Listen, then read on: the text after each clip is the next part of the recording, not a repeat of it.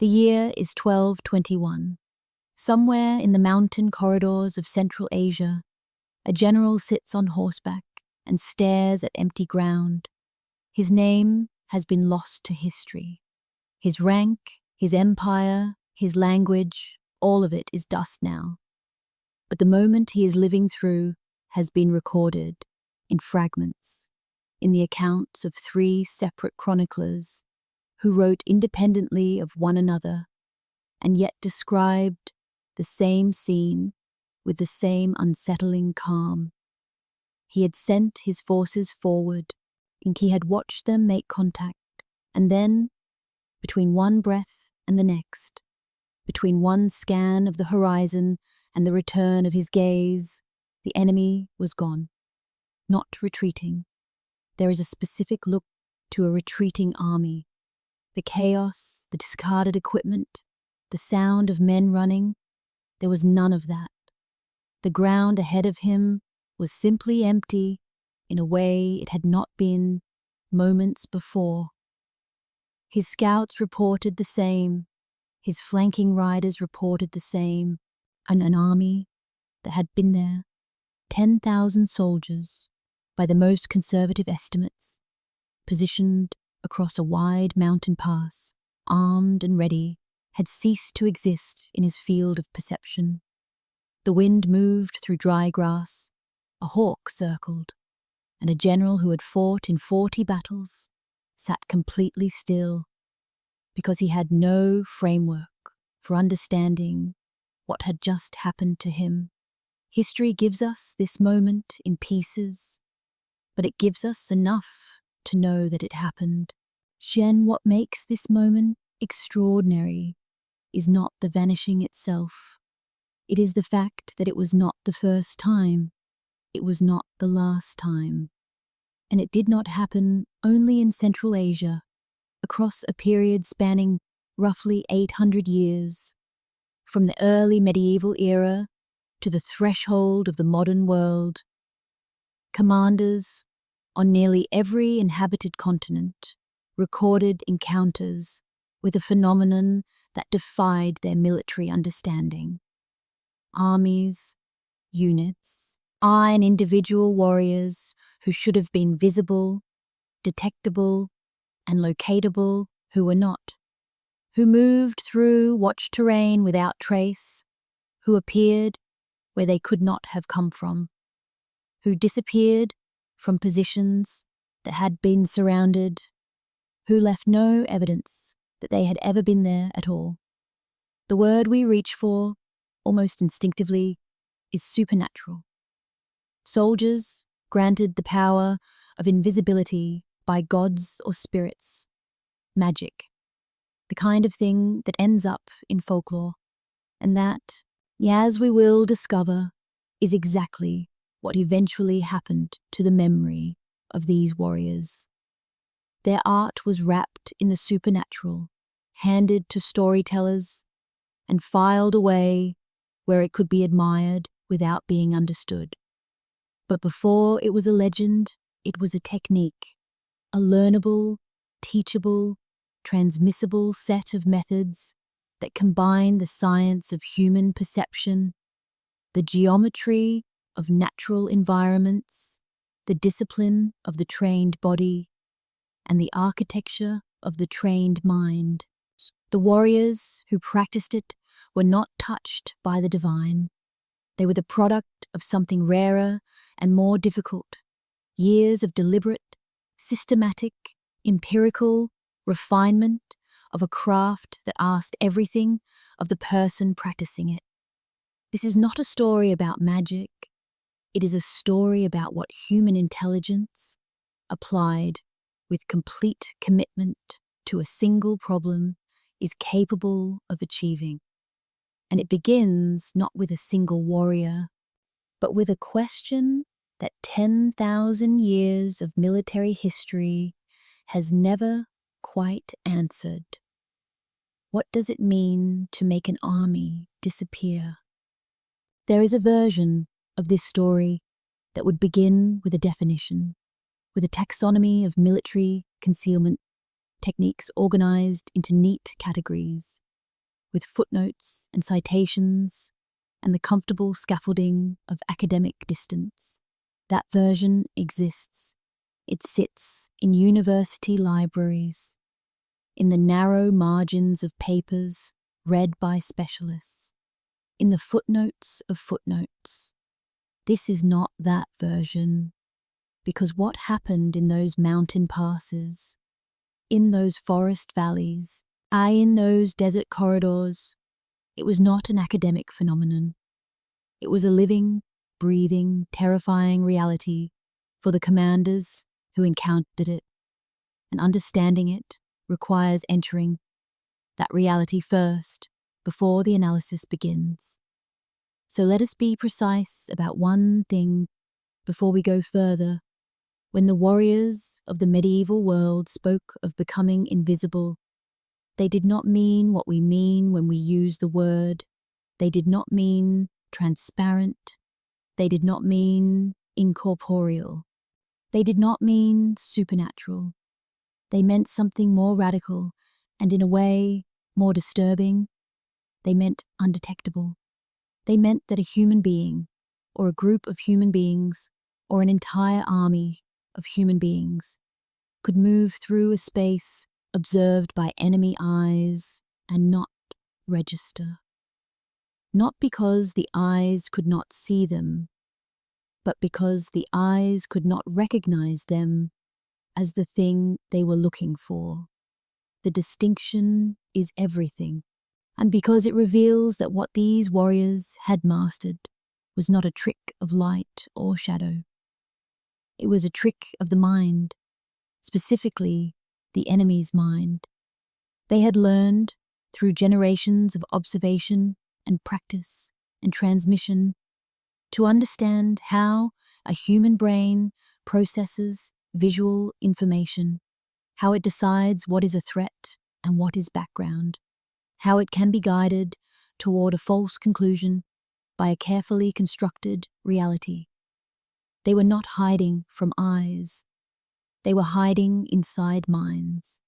A Mongol cavalry unit of 3,000 riders vanishing from a valley does not mean 3,000 men dug holes and covered themselves with branches. It means 3,000 men moved in a formation, at a speed, in a direction, at a time of day, under conditions of light and sound and terrain, that caused the observers watching them to record their departure as something other than a military movement. Traders, wind, the shadows of clouds passing over open ground. The scouts who should have tracked them came back with nothing, not because they were incompetent, but because there was genuinely nothing to track. A Japanese mountain clan moving 400 fighters through enemy-held terrain in the dead of night does not mean 400 men held their breath. It means 400 men moved in practiced silence, using specific footfall techniques, along routes chosen with extraordinary care, near precisely the times when the human auditory system is least able to isolate a specific sound from the ambient noise of a mountain forest at night. They were not simply quiet, they were acoustically dissolved into the environment they moved through. A Welsh infantry column of 300 warriors entering a forested mountain region and leaving no trace that dogs and guides and a full pursuing force could find, does not mean the forest swallowed them.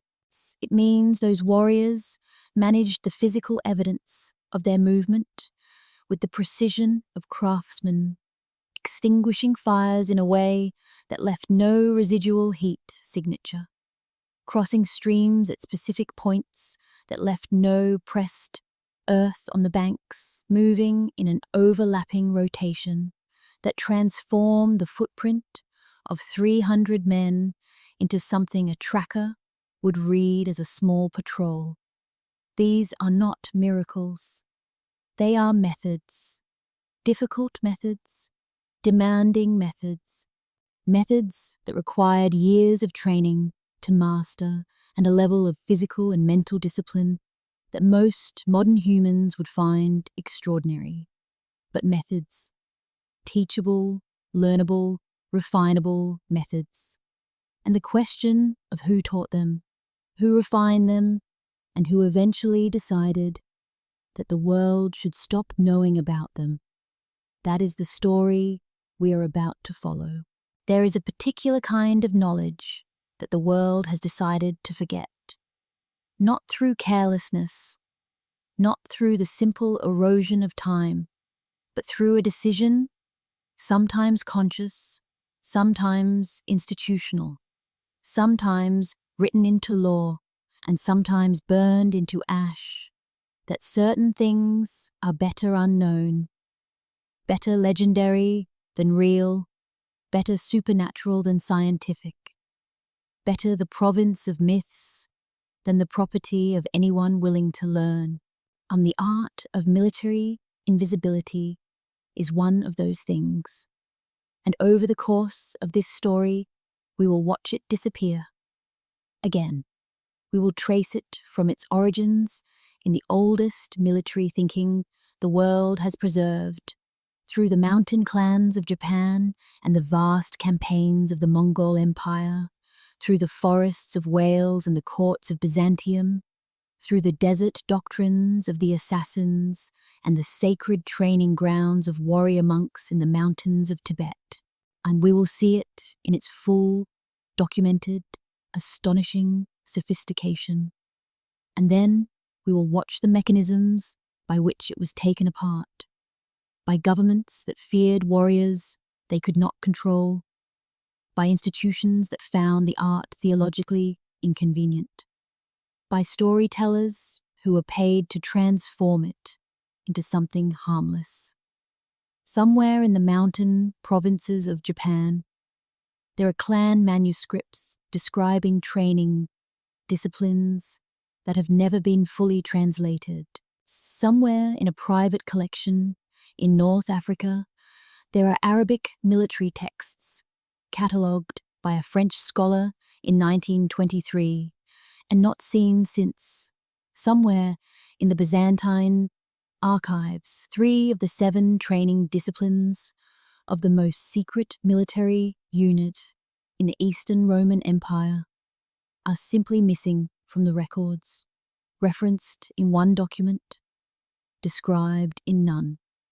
What we do have is enough to build a picture, enough to understand that the art was real, that it was sophisticated, that it was practiced at scales ranging from a single warrior moving through a guarded city to tens of thousands of cavalry vanishing from the perception of an entire opposing army, and that it was good enough, precise enough, effective enough, dangerous enough, that the people who held power decided, in culture after culture and era after era, that it needed to stop being known. What you are about to hear is the story of what they tried to erase. In the corridors of history that official accounts do not visit, in the marginalia of manuscripts that were never supposed to survive, in the accounts of the commanders who encountered something they had no language for and tried, with varying success, to describe it accurately. The warriors who practiced this art left very few traces by design, but they left some, and those traces, read carefully in sequence across cultures and centuries, tell a story that changes the way you understand what the human mind and body are capable of, what the human capacity for concealment, for studied, disciplined, deliberate self-erasure from the perception of an enemy has always been. Every great secret has a beginning, and this one begins before the medieval world we are entering, before the nations and kingdoms and empires whose records we will read. It begins in the oldest surviving military thought the world has produced, in a spare text written by a soldier philosopher who understood something about warfare that most of his contemporaries would never grasp. His name was Sun Tzu, and what he was describing we have never quite read correctly. 500 years before the birth of Christ, in the small kingdoms of ancient China, a man sat down and wrote something that would be translated into every major language on earth and read by generals, executives, athletes, and philosophers for the next 2.5 millennia. Most of them would read it wrong, not because the text is obscure, it is famously direct, not because the language is impenetrable.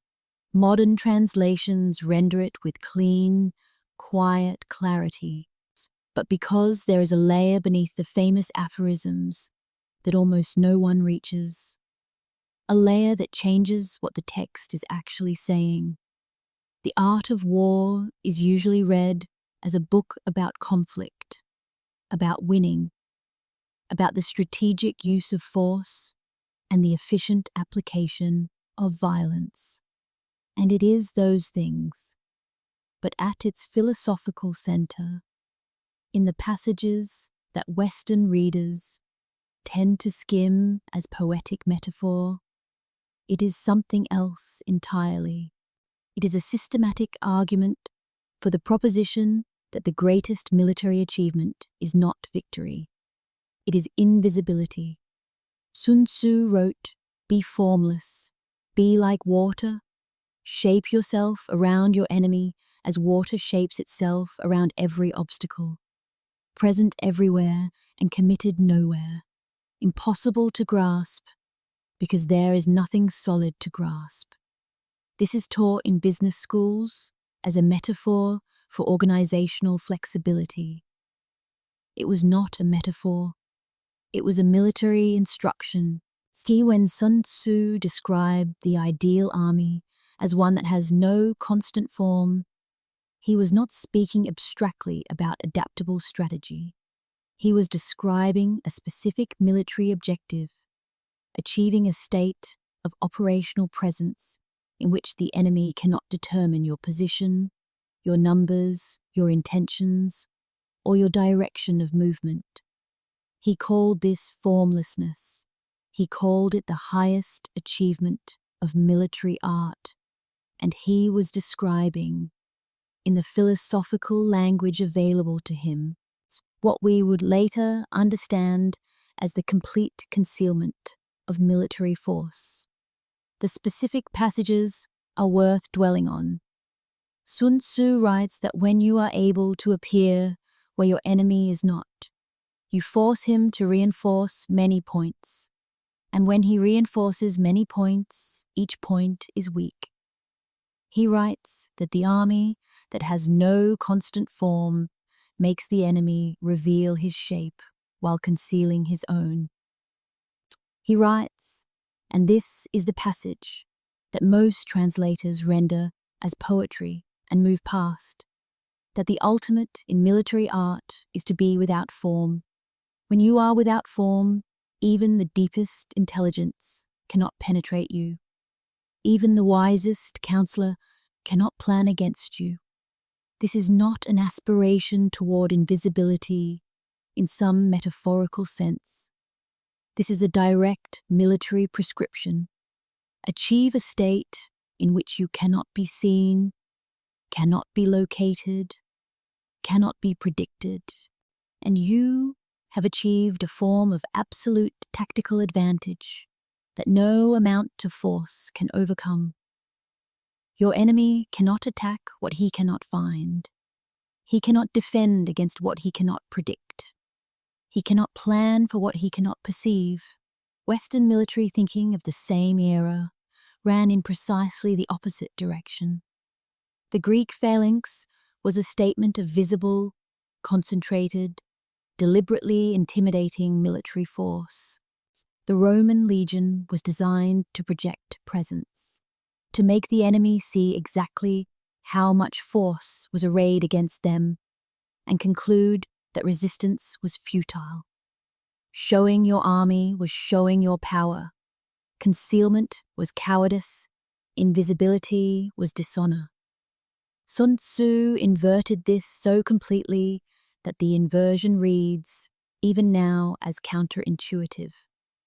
Concealment was not the absence of power. It was the fullest expression of it. The army that could not be located could not be defeated. The commander who could not be understood could not be countered. The warrior who could not be seen had already won the fundamental battle. The battle for the territory inside the enemy's mind. This philosophy did not stay in China. It moved along the routes of trade and war and cultural exchange, carried by soldiers and merchants and diplomatic emissaries across the entire known world. The medieval warriors who would later practice these arts in Japan and Persia and Wales and Central Asia were in different ways and to different degrees inheritors of this foundational understanding. They may never have read Sun Tzu, but they had arrived at the same conclusion from the same first principles of human conflict. And some of them were about to translate that conclusion into practice in ways that Sun Tzu himself could not have imagined. The Battle of Thermopylae is one of the most told stories in Western history. 300 Spartan warriors and their Greek allies, holding a narrow mountain, pass against an invading Persian army of hundreds of thousands. The nobility of the stand, the inevitability of the defeat, the way it has been retold, reimagined, and mythologized across 25 centuries until the story itself has become a kind of monument. But there is a piece of this story that the monument does not show, a piece that was recorded by Herodotus in a passage that historians tend to treat as logistical background. The explanation of how the Persians found the mountain path that outflanked the Spartan position and rendered the defense impossible. The explanation focuses, in most retellings, on the Greek traitor Ephialtes, who led the Persians through the mountain. What it does not explain, and what has barely been examined since, is how the Persians knew the path existed. The mountain route that outflanked Thermopylae was not a road, it was not a trail. It was a narrow track through difficult terrain that the Greek defenders had been reasonably confident was impassable for a military force. They had posted a guard on it, but lightly, because the idea of a large army moving through that route was considered implausible. It was terrain that rewarded knowledge and punished assumption. Someone had been there before. Someone had walked that route, assessed its feasibility for military movement, mapped its difficult sections, identified its navigational markers, and returned with a report precise enough to make a night march by a large Persian force not merely possible, but successful, and that someone was not Ephialtes. Ephialtes was a guide. The knowledge he guided the Persians with had been acquired beforehand by a unit that Greek accounts describe in fragmentary passages that scholars classify as marginalia, as soldiers who moved without being seen. The Greek accounts use a compound word that translates approximately as shadow walkers. The Persian designation for these operatives is lost. But what we can reconstruct from Herodotus and from comparative analysis of Persian military doctrine of the period is a picture of a reconnaissance unit trained specifically to operate in contested and observed territory without detection. They were not spies in the conventional sense. They did not infiltrate enemy courts or steal documents. They moved through terrain, through landscape that the enemy occupied or watched, and they did so using a set of techniques that modern analysts would recognize as pattern integration, the practice of moving in a way that fits so precisely into the natural patterns of an environment that human observers process the movement as environmental rather than human, moving at the speed of wind through grass, occupying positions in which the human silhouette broke no visual horizon, timing movement to the moments of maximum environmental noise when ambient sound masked the acoustic signature of human passage. These are the techniques that emerge from the fragmentary record, and they were effective enough that a Persian reconnaissance unit moved through terrain the Greeks believed impassable, in territory the Greeks considered under observation, and came back with information precise enough to end one of the most famous stands in military history. They were not just invisible on the battlefield, they were invisible before the battle began, and that the understanding that concealment doctrine begins not when the fighting starts, but weeks or months before, is one of the most significant strategic insights in the entire history of this art. There is a version of Roman military history that most people carry in their minds, the image of legions marching in perfect formation, shields locked, standards raised, the full weight of Roman civilization made visible and mobile and terrifying. It is accurate. The Roman legion was, in many ways, the most effective instrument of visible military force the ancient world produced. And yet, within the same military tradition that developed this instrument of maximum visibility, then there exists a doctrine of deliberate, systematic, meticulous invisibility that has been almost entirely overlooked. The source is Julius Caesar, which is perhaps why it has been overlooked. We know Caesar so well that we believe we understand him. His commentaries on the Gallic Wars are among the best-read documents of ancient history, but they are read primarily as accounts of battles won and campaigns completed. They are less often read as technical military documents, as records of how, precisely, the campaigns that led to those battles were conducted. In the Gallic campaigns, Caesar used a technique that his own records refer to, in a phrase that translators have consistently rendered as colourless, administrative language, as removing the signs of passage. The Latin phrase exercitus sine umbra translates most directly as the army without a shadow. And it was not a poetic description. It was a specific operational protocol. Either protocol involved moving entire legions, in some cases tens of thousands of soldiers, through contested terrain in conditions of complete observational silence. Torches were extinguished for night movement. Metalwork was wrapped in cloth to eliminate the sound of equipment contact. Advanced scouts who had been trained to move through forested terrain, leaving no broken branch, no disturbed earth, no compressed footprint, no sign of passage that a train tracker could follow, had preceded the main body by enough distance to identify and clear the route of any observation risk. Hand signals replaced vocal commands.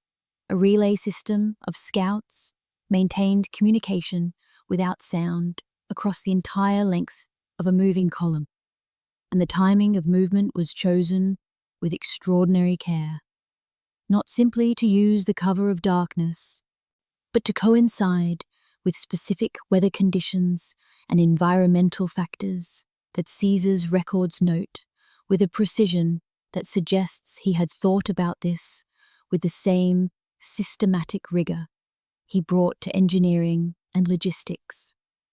At Gergovia, Caesar's force appeared on a ridge that the Gallic defenders had deemed unreachable and had therefore left unwatched.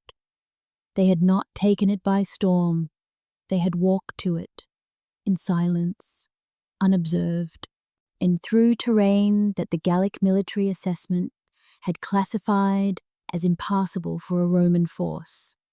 Caesar used the Gauls' own certainty about what was possible as the space through which his army moved. What emerges from these three traditions, Chinese, Persian, Roman, is not a coincidence. It is a convergence. Three civilizations with no direct military exchange on this specific subject, and all arriving independently at the same fundamental insight, that the act of removing an army from an enemy's perception is a legitimate, teachable, systematically refinable military science. That concealment is not the absence of military action. It is the most sophisticated form of it, and that the warriors who master it can do things that the warriors who ignore it will for the rest of their lives have no framework to understand.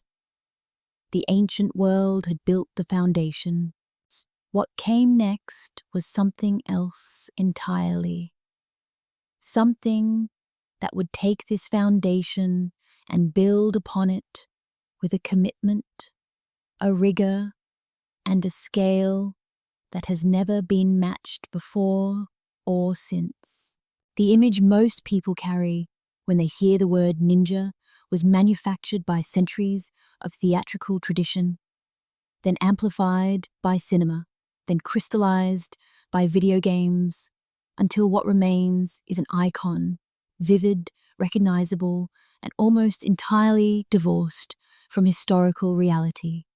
The black costume, the acrobatic rooftop silhouette, the single warrior moving through shadow, serving no master but the mission itself, the actual historical record, assembled from clan documents, imperial court records, and the fragmentary training manuals that survived Japan's long military consolidation, describes something far more interesting, something that the theatrical tradition was, as we will later understand, specifically designed to obscure. In the mountain provinces of Iga and Koga, during the Heian period of Japanese history, roughly 794 to 1185 CE, on 2 to 3 centuries before the ninja tradition is commonly assumed to have begun, there existed a set of clan-based warrior traditions whose foundational doctrine was not individual combat, not assassination, and not infiltration in the narrow sense that popular culture understands. Their foundational doctrine was the movement of armies, specifically the movement of other lords' armies through terrain that those armies, moving by conventional methods, could not traverse without being detected. The shinobi, the word we translate inadequately as ninja, but which in its original meaning describes an infiltrator, one who endures, were in their earliest recorded function guides, extremely sophisticated, extraordinarily trained guides, who could take a military force of hundreds of warriors and move it through enemy-controlled mountain passes, across observed river crossings, through valleys patrolled by enemy scouts, without leaving a trace that could be followed and without triggering a single alarm. The technique they used has a name in the surviving documents of the Bansen Shukai, the most comprehensive shinobi manual that history has preserved. The manual was compiled in 1676, but it references training methods and operational doctrines that its authors explicitly describe as centuries older. Methods they were recording precisely because the masters who carried them in living memory were dying and the knowledge was at risk of being lost. The technique is called pattern exploitation, and it is, in some ways, the foundational insight from which everything else in this story flows. The premise is simple, and its application is extraordinary. Every security system, whether it consists of a single guard or a network of patrols across a mountain range, operates according to patterns. Patrol routes have rhythms, guards have habits, observation posts have angles of coverage and gaps between those angles. The human visual system, when deployed in surveillance, creates predictable zones of attention and predictable blind spots. A warrior trained in pattern exploitation does not hide from the security system. He reads it.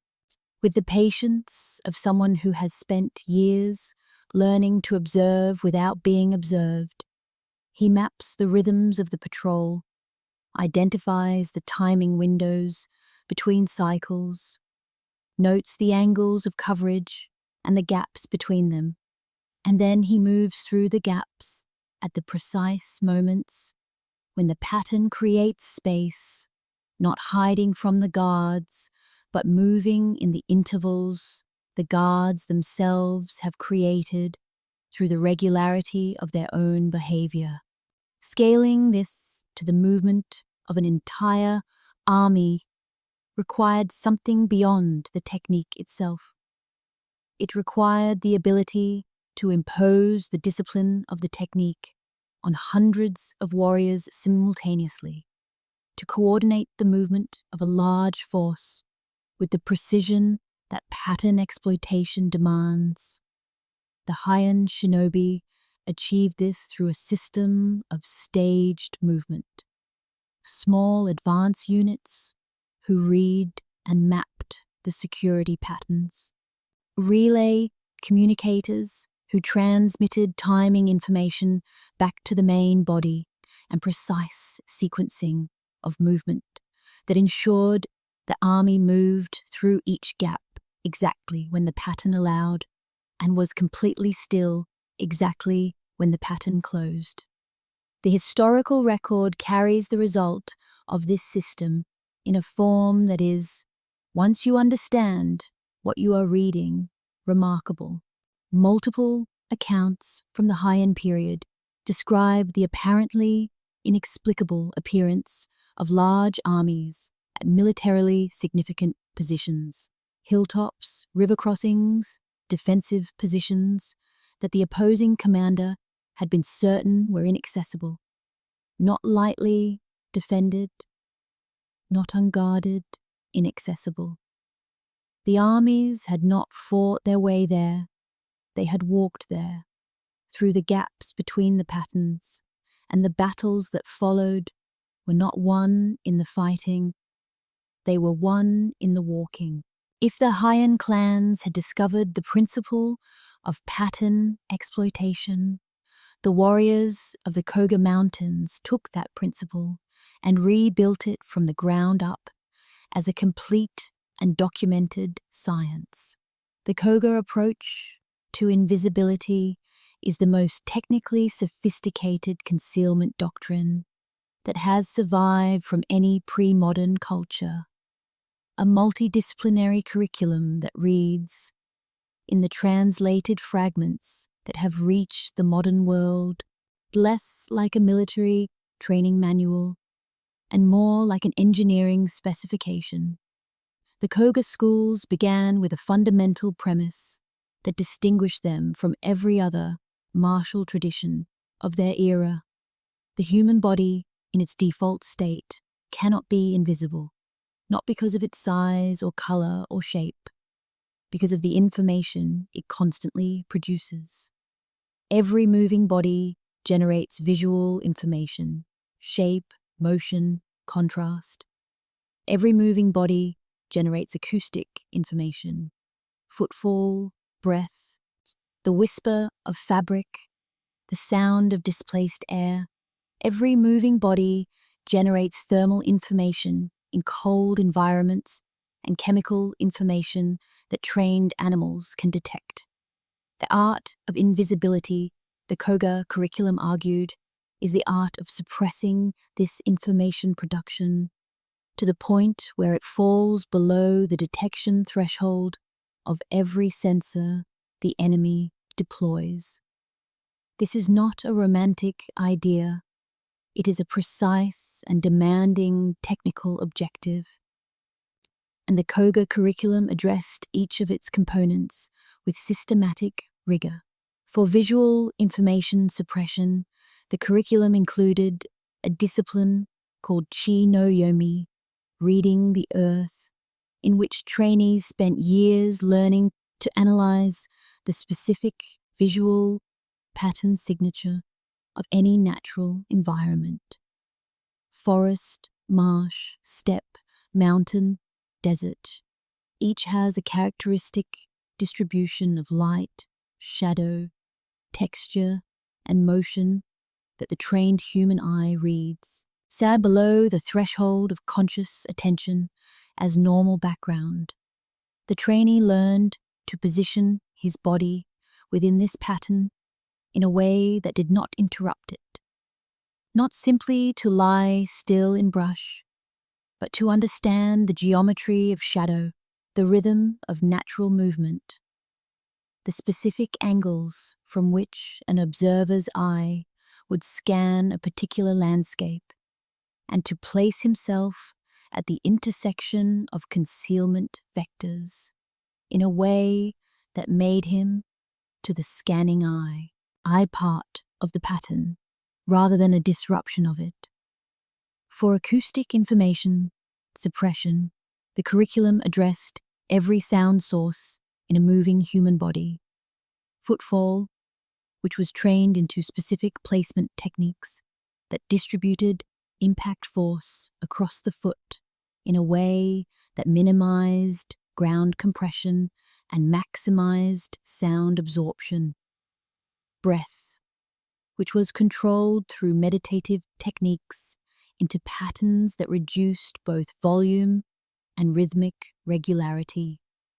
Equipment, which was wrapped and padded according to specifications that the training manuals describe in precise material and construction detail. And the involuntary sounds of bodily function, the sound of swallowing, of joint movement, of fabric settling, which were addressed through years of physical conditioning that gave the trained warrior a degree of voluntary control over these systems that most modern readers would find difficult to credit. But the third element of the Koga curriculum is the one that crosses from sophisticated military technique into something closer to behavioral science. And it is the element that connects most directly with what modern researchers study under the heading of pre-attack indicators. Every human being who is alert, intentional, and preparing for action produces a set of micro-behavioral signals. Slight changes in muscle tension, subtle shifts in eye movement pattern are micro-expressions of focus or stress that trained observers have learned to read as indicators of hostile intent.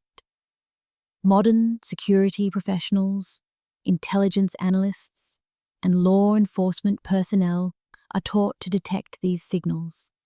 The Koga curriculum had identified the same signals and built a counter-training regime to eliminate them.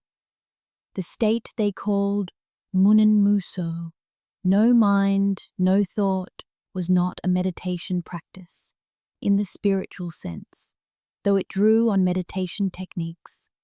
It was a specifically trained neurological state in which the behavioral signals of alertness and intent were suppressed. The warrior was fully present, fully aware, fully prepared, but he looked to every observable measure like someone who was not. He had learned to be dangerous without looking dangerous, to be ready without looking ready, to be there without looking like he was there. In 1487, during the Onin War, a unit of 42 Koga warriors moved through a city held by enemy forces. The city had observation posts on its major thoroughfares and guards at its significant positions. The unit completed their objective, the nature of which is not specified in the surviving account, and withdrew. The enemy forces that subsequently searched for evidence of their presence found nothing for 6 weeks, not a discarded item, not a disturbed position, not a witness who could report having seen them. 42 warriors had moved through a guarded city and left the world precisely as they had found it. That is not magic. It is the Koga curriculum, fully applied. And then there is the scale that makes the mind quiet in a different way. Not the precision of 42 warriors moving through a city, the precision of 30,000 cavalry moving across a continent. The Mongol Empire, under Genghis Khan and his successors, has been studied as extensively as any military force in history. Its territorial conquests remain unmatched. Its organizational sophistication was extraordinary for its era. Its tactical flexibility, the ability to coordinate large cavalry forces across vast distances with a speed and precision that contemporary armies could not approach, has been analyzed from every angle that military historians have found productive.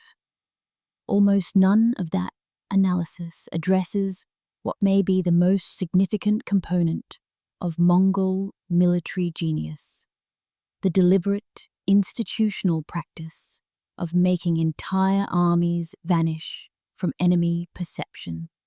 The Mangudai, the feigned retreat, is the Mongol tactic that military historians discuss when they talk about Mongol deception. A unit charges, then retreats, drawing the enemy out of defensive position and into an ambush. It worked extraordinarily well, many times, against many opponents. But it is a tactical technique designed to deceive at the level of a single engagement.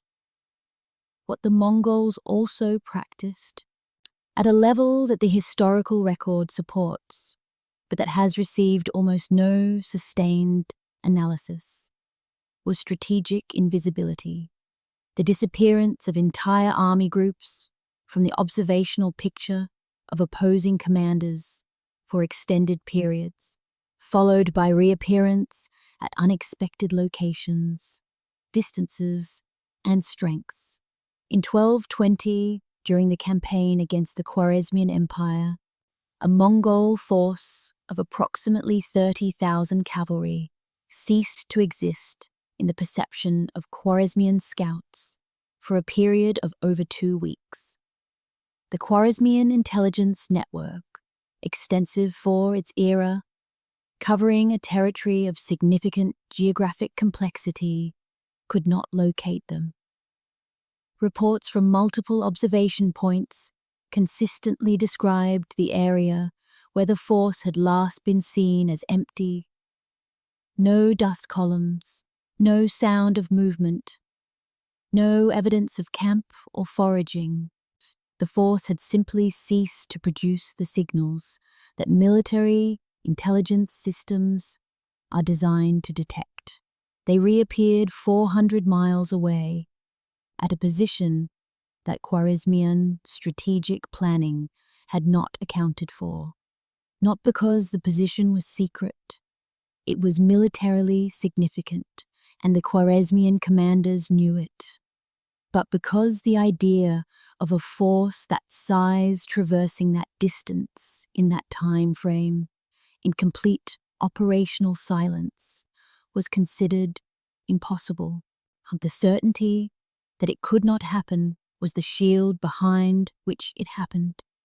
In 1241, as Mongol columns entered Europe from multiple directions simultaneously, the intelligence reaching the courts of Poland, Hungary, and the Holy Roman Empire was consistently wrong.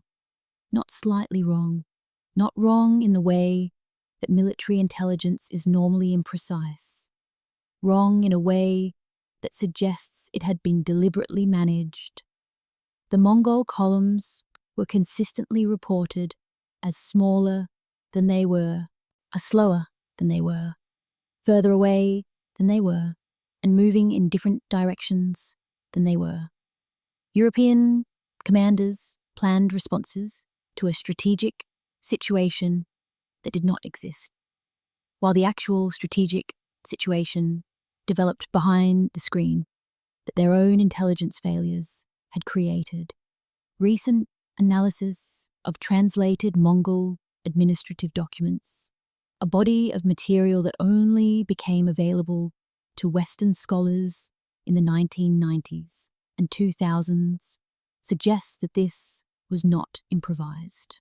The documents describe what appears to be a coordinated operational framework for managing the information environment of a campaign theatre, protocols for the behavior of Mongol advance scouts in enemy-observed areas, guidelines for the conduct of Mongol agents embedded in trading communities within the target territory, and specific procedures for the generation of misleading information through secondary channels. This was not battlefield deception. This was a planned, resourced, multi-year strategic deception operation, executed at the scale of continental warfare. The Mongols had not just practiced invisibility, they had institutionalized it. They had made it doctrine, and the scale at which they applied it, an empire-level military capacity for operational concealment, represents the outer boundary of what this art achieved in the medieval world. The standard portrait of medieval European warfare is so fixed in the imagination that most people do not notice they are carrying it. Armored knights, open fields, the crash of cavalry, the geometry of the castle under siege, everything visible, everything declared, everything conducted according to a code that valued the display of force as much as its application. This portrait is not wrong exactly. It is accurate for a significant portion of medieval European military practice.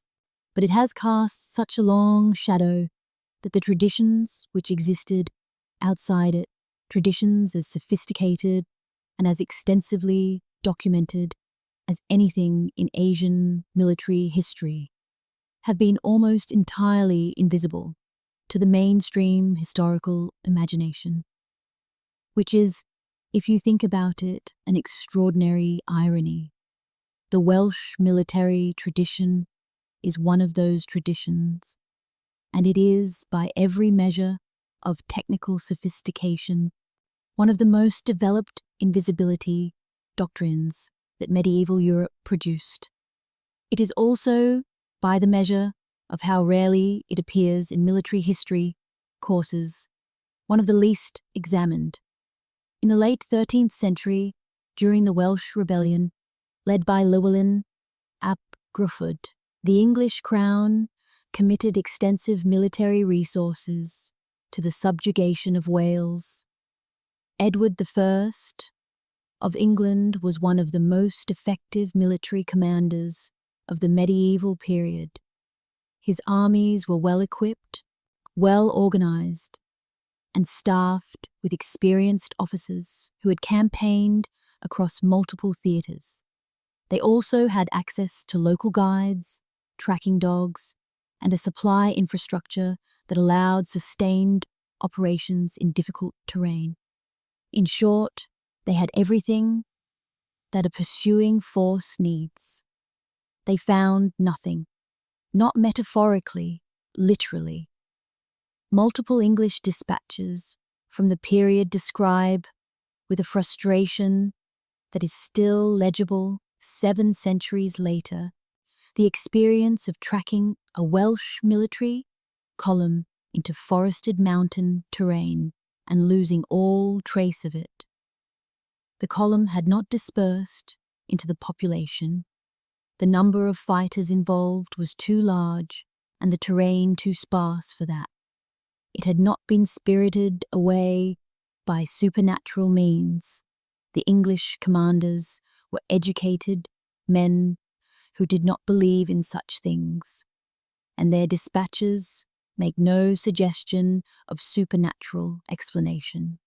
It had simply stopped leaving evidence, and the Welsh technique, referred to in their own military tradition as diflannu'r ffyddin, the dissolution of the army, was a comprehensive doctrine for the management of movement evidence. Every aspect of military movement that leaves a trace that can be followed was addressed by the doctrine. Fire management.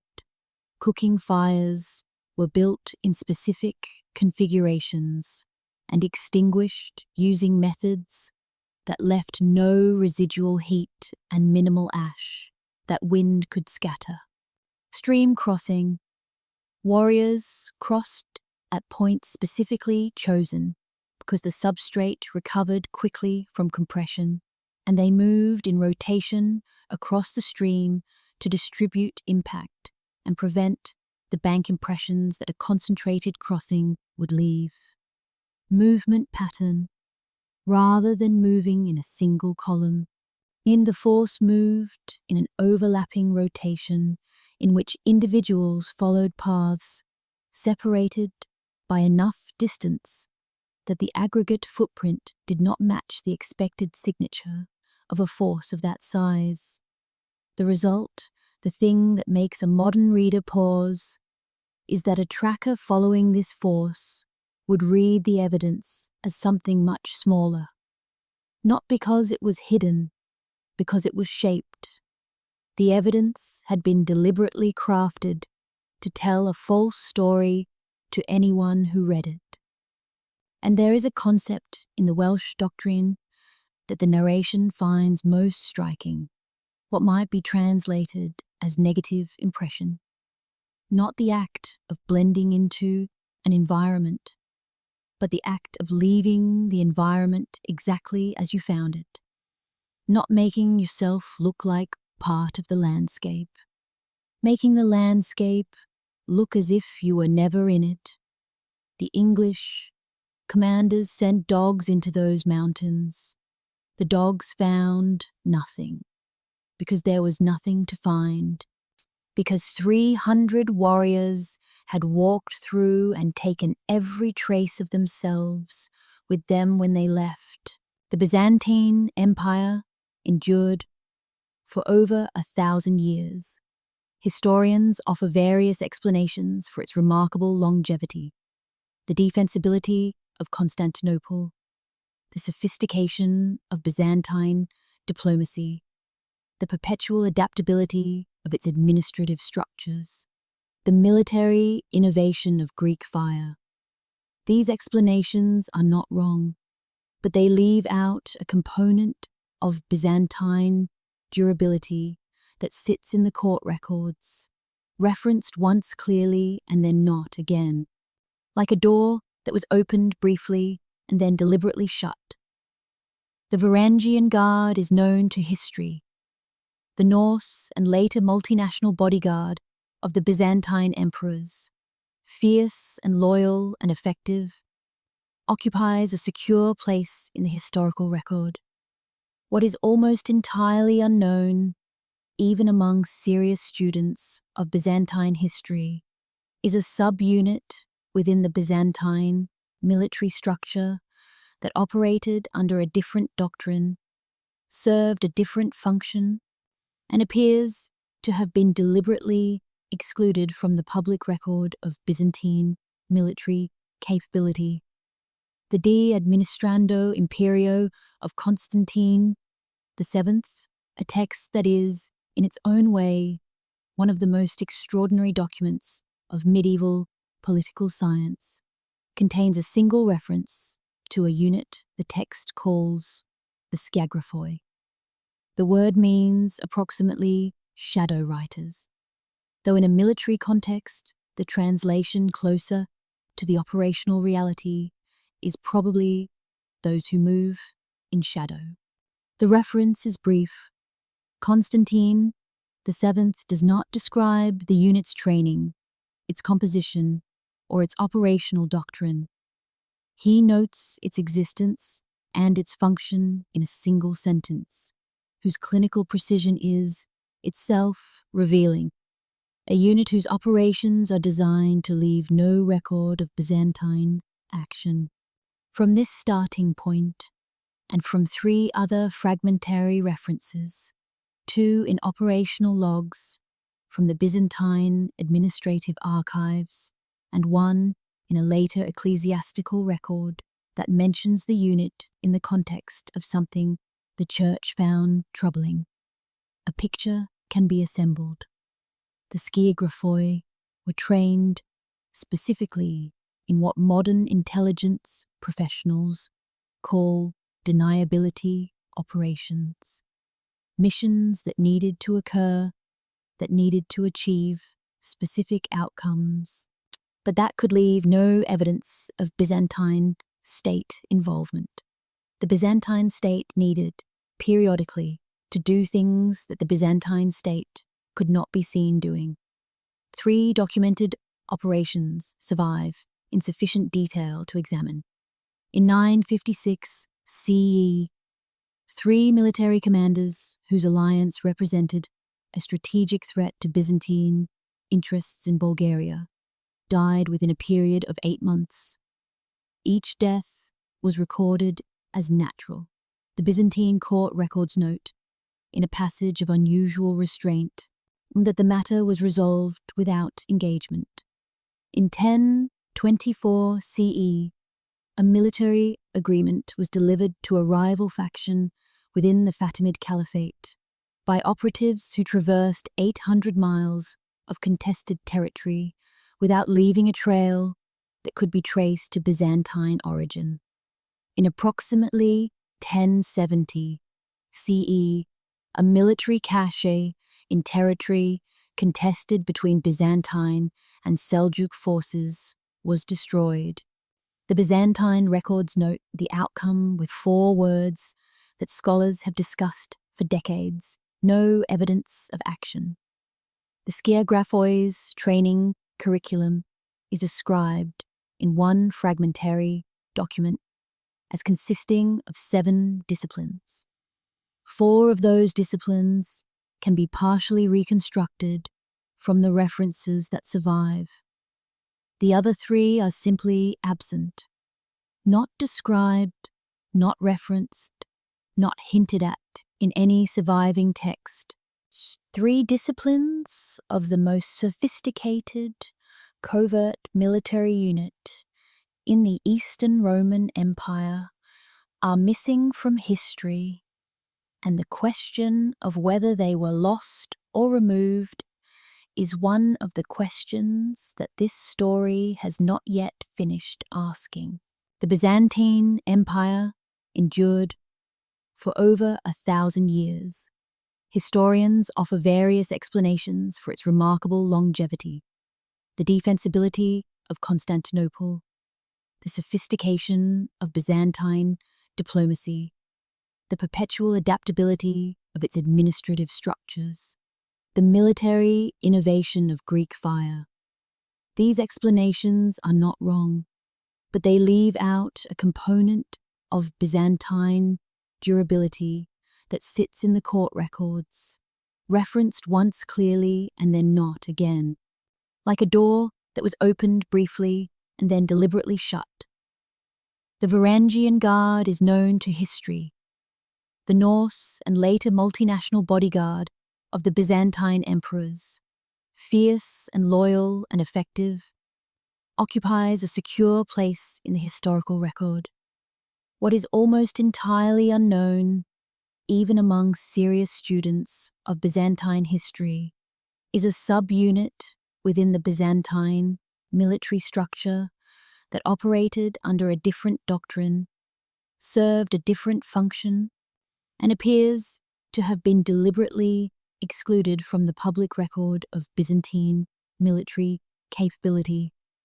The De Administrando Imperio of Constantine VII, a text that is, in its own way, one of the most extraordinary documents of medieval political science, contains a single reference to a unit the text calls the Scagraphoi. The word means approximately shadow writers, though in a military context, the translation closer to the operational reality is probably those who move in shadow. The reference is brief. Constantine VII does not describe the unit's training, its composition, or its operational doctrine.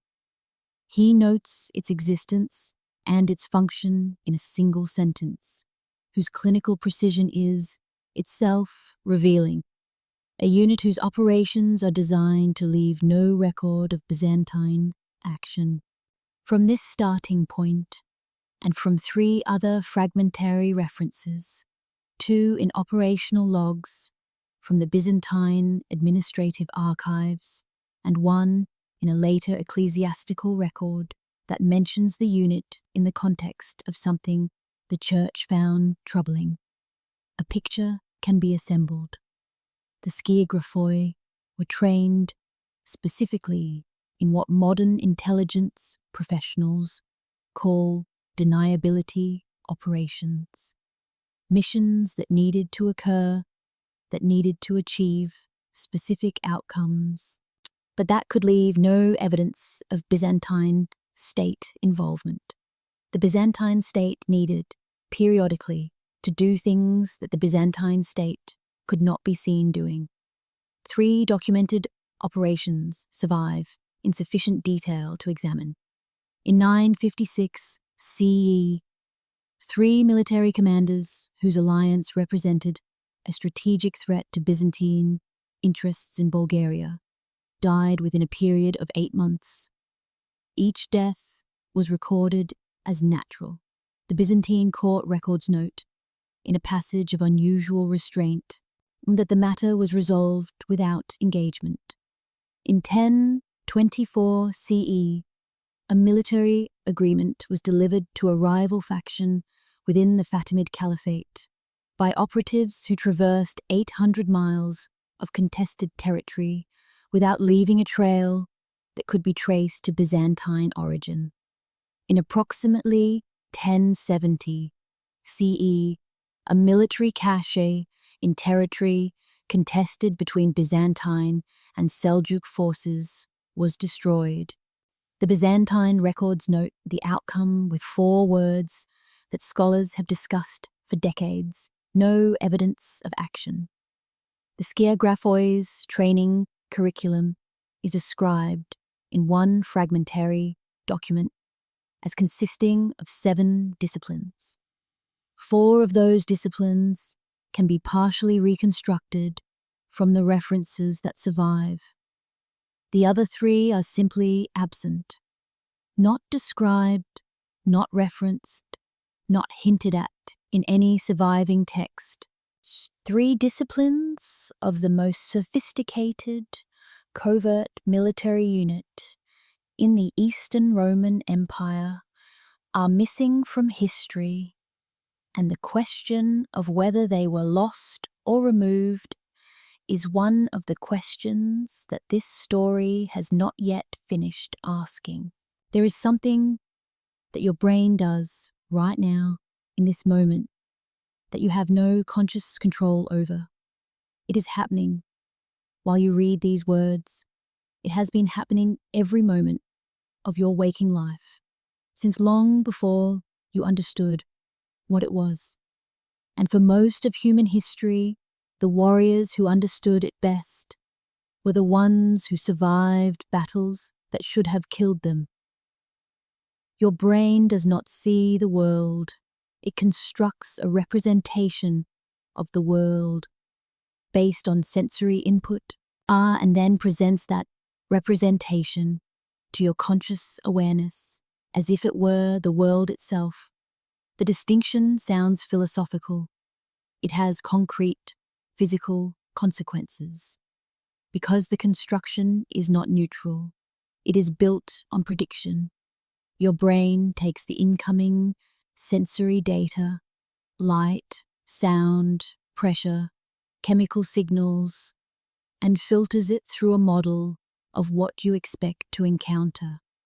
Things that match the model are processed as background, and things that deviate from the model trigger attention. This is efficient, enormously, life-savingly efficient. If your brain had to consciously process every photon of information that entered your visual system at every moment, you would be unable to function. So it builds the model, it filters through the model, and it only alerts you, only raises conscious attention when something falls outside the expected parameters. The warriors who understood this were not neuroscientists. They had no access to the conceptual framework that would eventually explain what they were doing. But through generations of observation, trial, deliberate experimentation, and survival-driven refinement, they had empirically discovered the same truth that modern cognitive science has mapped in laboratory conditions: that the human visual system is not a recording device. It is a prediction machine, and a prediction machine can be fooled not by hiding from it, but by fitting precisely within its predictions. A Mongol cavalry unit moving across open steppe at the specific speed at which the grass moves in wind, at the specific spacing that the eye reads as random environmental distribution rather than organized military formation, at the specific direction that fits the topographic logic of the landscape. Such a unit was not hiding. It was fitting. It was becoming, to the observing eye, part of the predicted background of the world, and in doing so, it fell below the threshold at which the brain alerts conscious attention. This same principle manifested in the Koga shinobi training, in Welsh mountain infantry doctrine, in Byzantine skiagraphoi operational technique. Each of these traditions had independently found the same vulnerability in the human perceptual system and built a movement discipline around exploiting it. They had done so without ever having seen a brain, without ever having run a controlled experiment, without ever having read a word of cognitive science. They had done it through observation and refinement and the ruthless feedback mechanism of actual military operations, where the techniques that truly worked were the ones whose practitioners lived to teach them. And then there is the phenomenon that modern psychology calls change blindness, perhaps the most extraordinary vulnerability in human perception, and the one that the most sophisticated practitioners of this art had most precisely understood. Change blindness is the well-documented failure of the human visual system to detect significant changes in a scene when those changes occur during a moment of attentional disruption. Studies have shown that a person watching a scene with focused attention will completely fail to notice the replacement of one person with another if the replacement happens during a brief visual disturbance. A blink, a camera cut, a momentary distraction. The change is there, the eyes are open, the person does not see it. Medieval warriors had found this blind spot without a laboratory. They had built entire movement systems around it, transitioning position during noise events, during light changes, during the observer's own physical movement. All of these exploit the same perceptual vulnerability. All of these create the conditions under which a brain that is momentarily disrupted fails to register a change that it would otherwise detect. The warriors were not hiding in those moments. They were moving inside them, inside the gaps between one moment of clear perception and the next. At some point in the early autumn of 1346, the army of Edward III of England occupied a position on a slope near the French village of Crécy that, in the assessment of French reconnaissance, it should not have been able to reach unseen. French scouts had been active. French cavalry had probed the English positions from multiple directions. French command had a picture of where the English were and what they were doing. That picture was wrong. Not because the French scouts were incompetent. They were experienced professionals, operating according to sound military practice. It was wrong because for the 36 hours preceding the engagement, English commanders had been systematically redirecting French attention toward a picture that was partially true and therefore fully misleading. This is the principle that lies at the heart of attention management as a military art. Not creating a false picture from nothing that is fragile because it has no foundation in observable reality and can be quickly disrupted by any evidence to the contrary. Creating a partially true picture that absorbs all available attention while the real operation proceeds in the space that absorbed attention vacates. The English cavalry probe that drew French scout attention to the east of the expected engagement zone was real. It was a genuine military movement involving real cavalry occurring at a real location. French scouts observed it, I've reported it, and their commanders factored it into their assessment. They were right to do so. The probe was actually where they said it was. The assessment failure was in understanding that the probe's primary purpose was not tactical. It was attentional.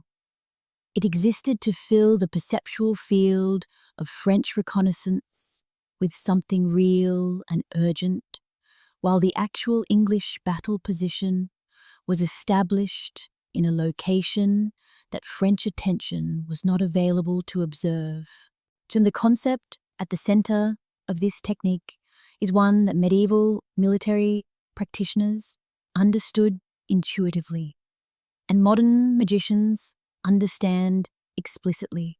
The most reliable way to make something invisible is to give the observer something more interesting to look at. An audience that is watching the left hand does not see the right hand. A French scout corps that is reporting on a cavalry probe to the east is not available to observe an infantry repositioning to the northwest. And the technique does not hide the thing being concealed. It simply ensures that all available attention is elsewhere. This principle appears in the historical record across cultures and centuries with a consistency that is remarkable.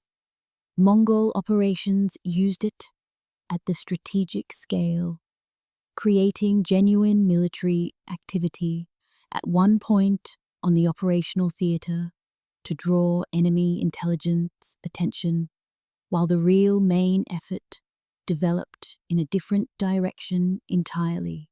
An assassin operatives used it at the social scale, maintaining visible, engaged, apparently trustworthy presence in one area of an adversary's attention, while the actual operational reality existed in a different register entirely.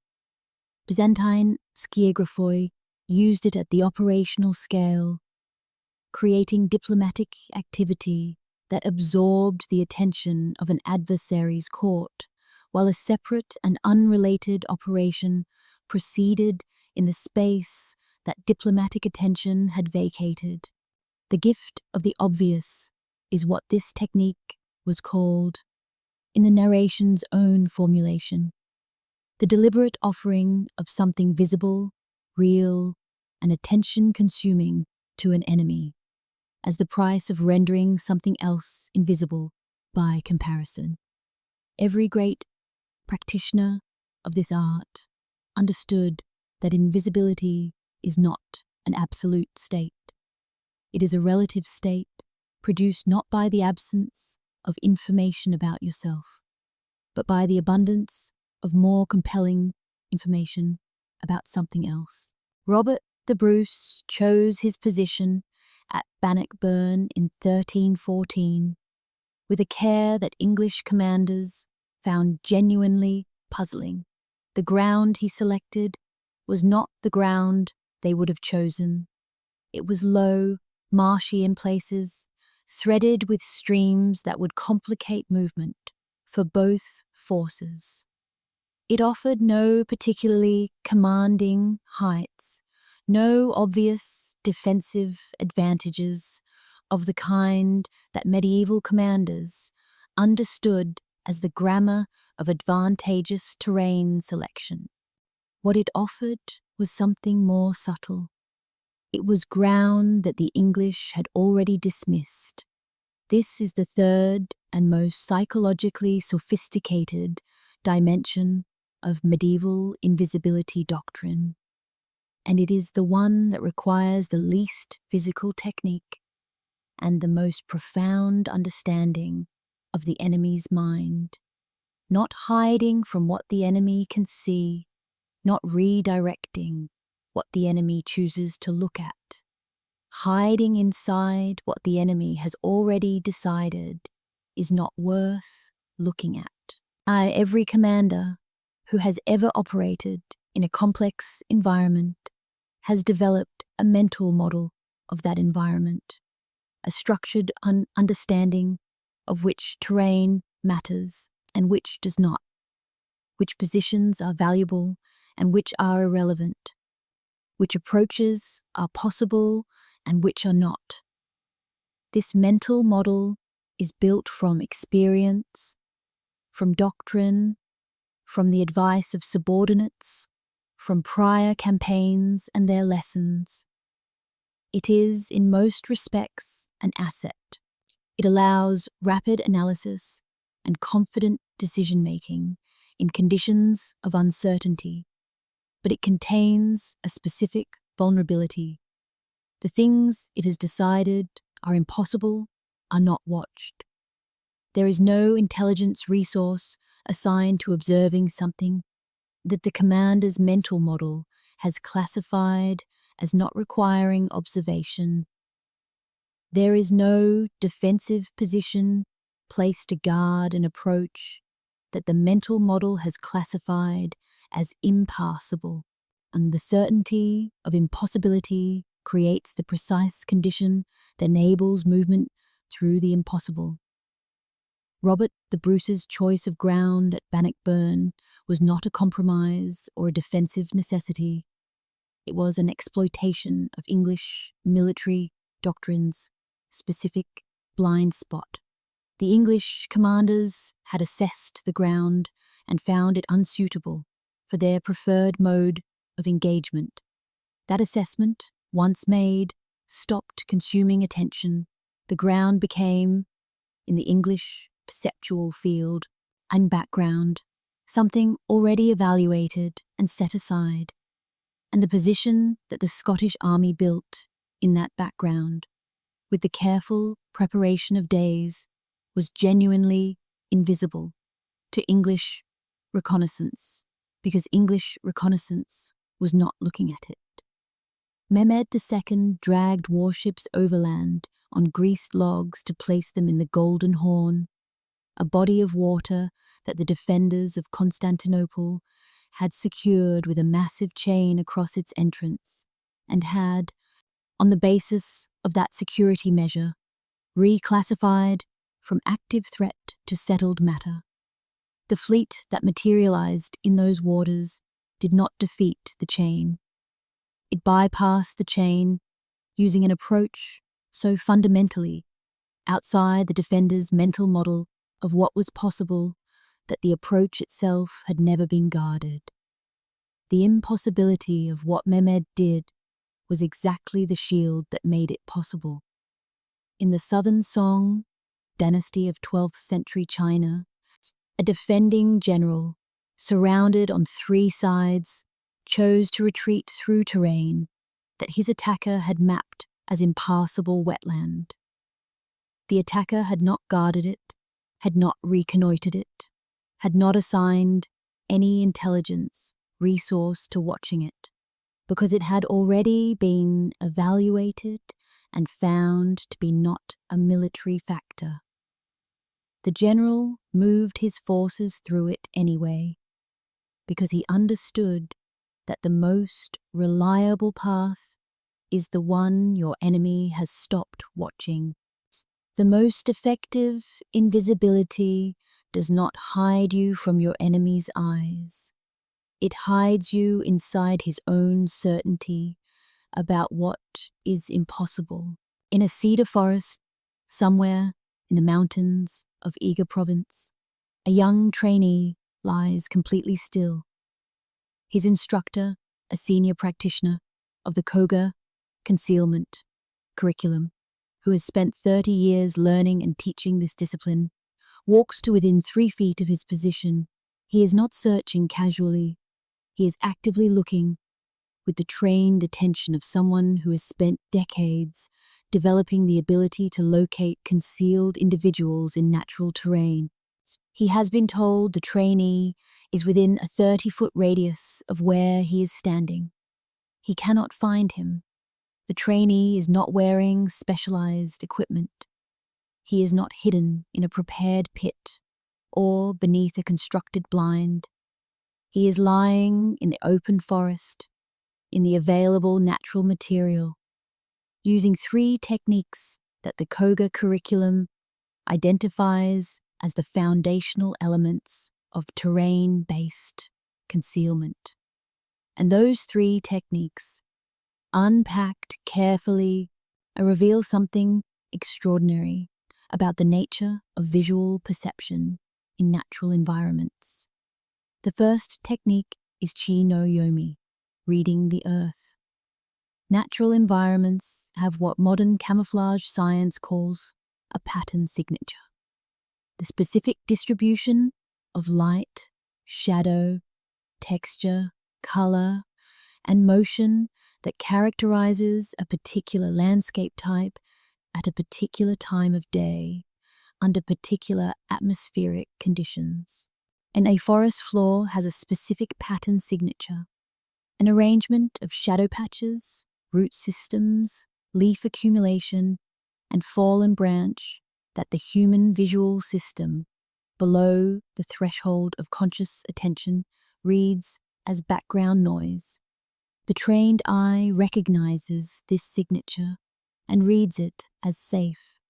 The technique of Chi no Yomi consists of positioning the human body so that it does not interrupt this signature, not merging with it by coincidence, but actively reading the pattern and placing each limb, each surface, each contour of the body's mass in alignment with the visual logic of the ground. The second technique is elevation exploitation. The human visual system, when scanning for threats in a natural environment, operates primarily at two elevations: eye level and motion. Threats are expected to be vertical and moving. A horizontal, still object below eye level falls outside the primary scanning zone, not because it is hidden from sight, but because it is positioned outside the angle of active search. The trainee lies below the instructor's expected scan elevation. He is, in geometrically precise sense, in the wrong place for the instructor's visual attention to naturally find him. The third technique, Hikari no Kage, the shadow of light, is the most counterintuitive of the three. As the instructor's path through the forest passes by a gap in the canopy where bright sunlight falls through to the forest floor. This creates a high brightness zone that the instructor's eyes have adjusted to read as the primary visual field. Adjacent to this bright zone, the shadowed areas are significantly darker relative to the adapted eye than they would appear to someone approaching from full shade. The trainee is positioned in this relative shadow, eye behind the glare threshold of the adapted eye. He is not in darkness. He is in the shadow created by proximity to light. And for an eye adapted to read the bright zone, that shadow is effectively invisible. These three techniques emerge in different forms and different terminologies, from the concealment doctrines of multiple separate cultures. The Welsh Mountain Infantry Doctrine describes the use of elevation, depression in rocky terrain for the same geometrically precise reason, not to hide behind rocks, but to position below the expected scan elevation of a watchman on a trail. Mongol steppe reconnaissance operatives use what their translated records describe as skyline avoidance, the systematic elimination of positions in which the human silhouette broke the visual horizon line that observers were trained to scan. And Byzantine skiagraphoi documents describe the use of reflected light sources to create relative shadow conditions in urban and semi-urban environments. The specific terminology differs. The underlying visual science is identical, because the human visual system it exploits is identical, regardless of the culture or century of the warrior using it. The human brain, under conditions of darkness or dense vegetation, undergoes a measurable shift in its sensory processing hierarchy. Vision, the dominant sense under normal daylight conditions, becomes unreliable. The brain compensates by elevating the sensitivity and priority of its auditory processing system. Its researchers who have measured this shift in controlled conditions have found that the brain's threat detection threshold for auditory input drops significantly in low-light environments. The sounds that trigger a threat response become quieter. The brain's processing of ambient sound becomes more analytical.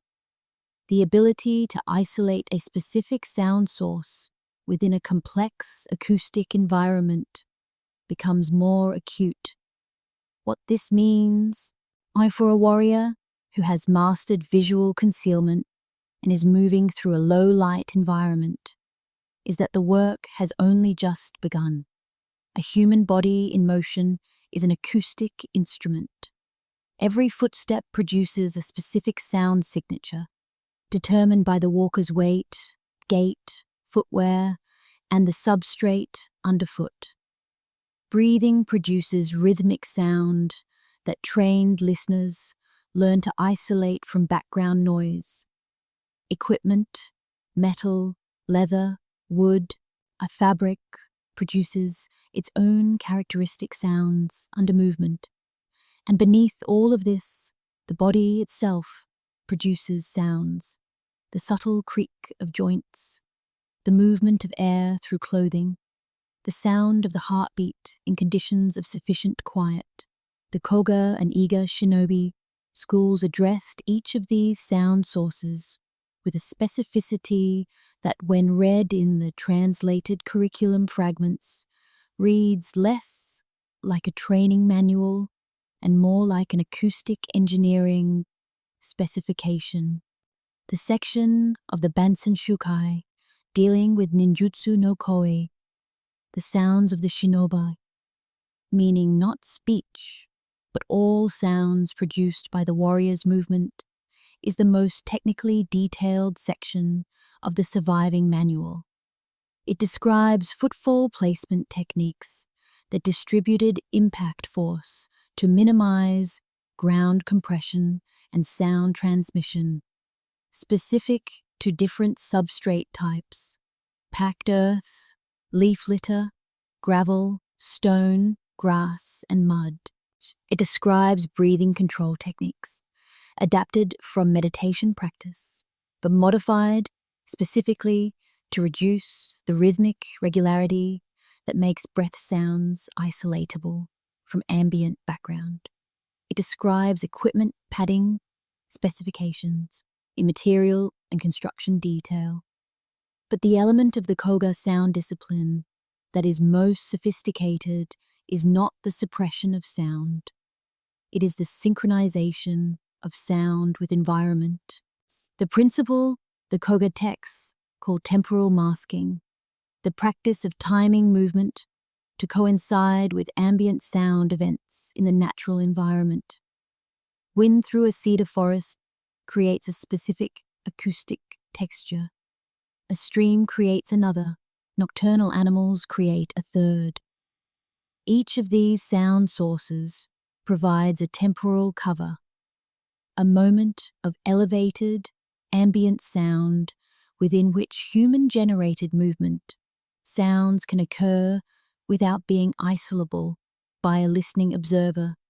The Welsh mountain infantry doctrine reached the same principle through different terminology.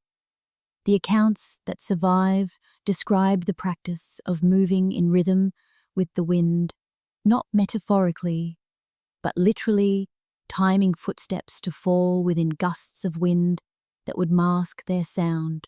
Yun Byzantine skiagraphoi training included a documented emphasis on stream-based movement routes, moving along or within watercourses whose constant acoustic output provided continuous rather than intermittent masking for operational movement. And perhaps the most unexpected example comes from the Crusader period. Templar intelligence operatives, moving through Arab-controlled territory at night, who chose to use camels rather than horses for movement along paved road surfaces, are on the explicit basis recorded in an operational document that survives in partial translation, that the camel's padded foot produced a smaller acoustic footprint on hard stone than the shod horse. They were optimizing their acoustic signature for a specific substrate type. They were, in modern terms, managing their acoustic emission profile. And they were doing it 800 years before acoustic emission management was a formal concept. There is a detection method that poses a problem visual concealment, and acoustic concealment cannot solve. It travels not through light or air, but through the earth itself. Experience trackers in multiple medieval warrior traditions were documented as being able to detect the presence of moving personnel by pressing an ear or palm to the ground and reading the vibrations generated by footfall at distances that surprised their contemporaries, and when first encountered by modern researchers, it prompted some skepticism about the historical sources. The skepticism is misplaced. The mechanism is real and measurable.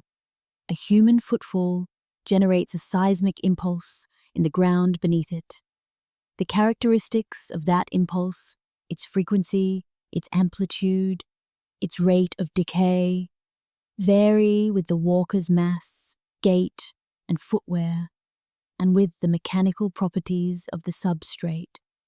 Skilled trackers in Central Asian steppe, traditions in East Asian martial training schools, and in the warfare traditions of multiple African cultures, independently developed the ability to read these ground-transmitted impulses as a detection method.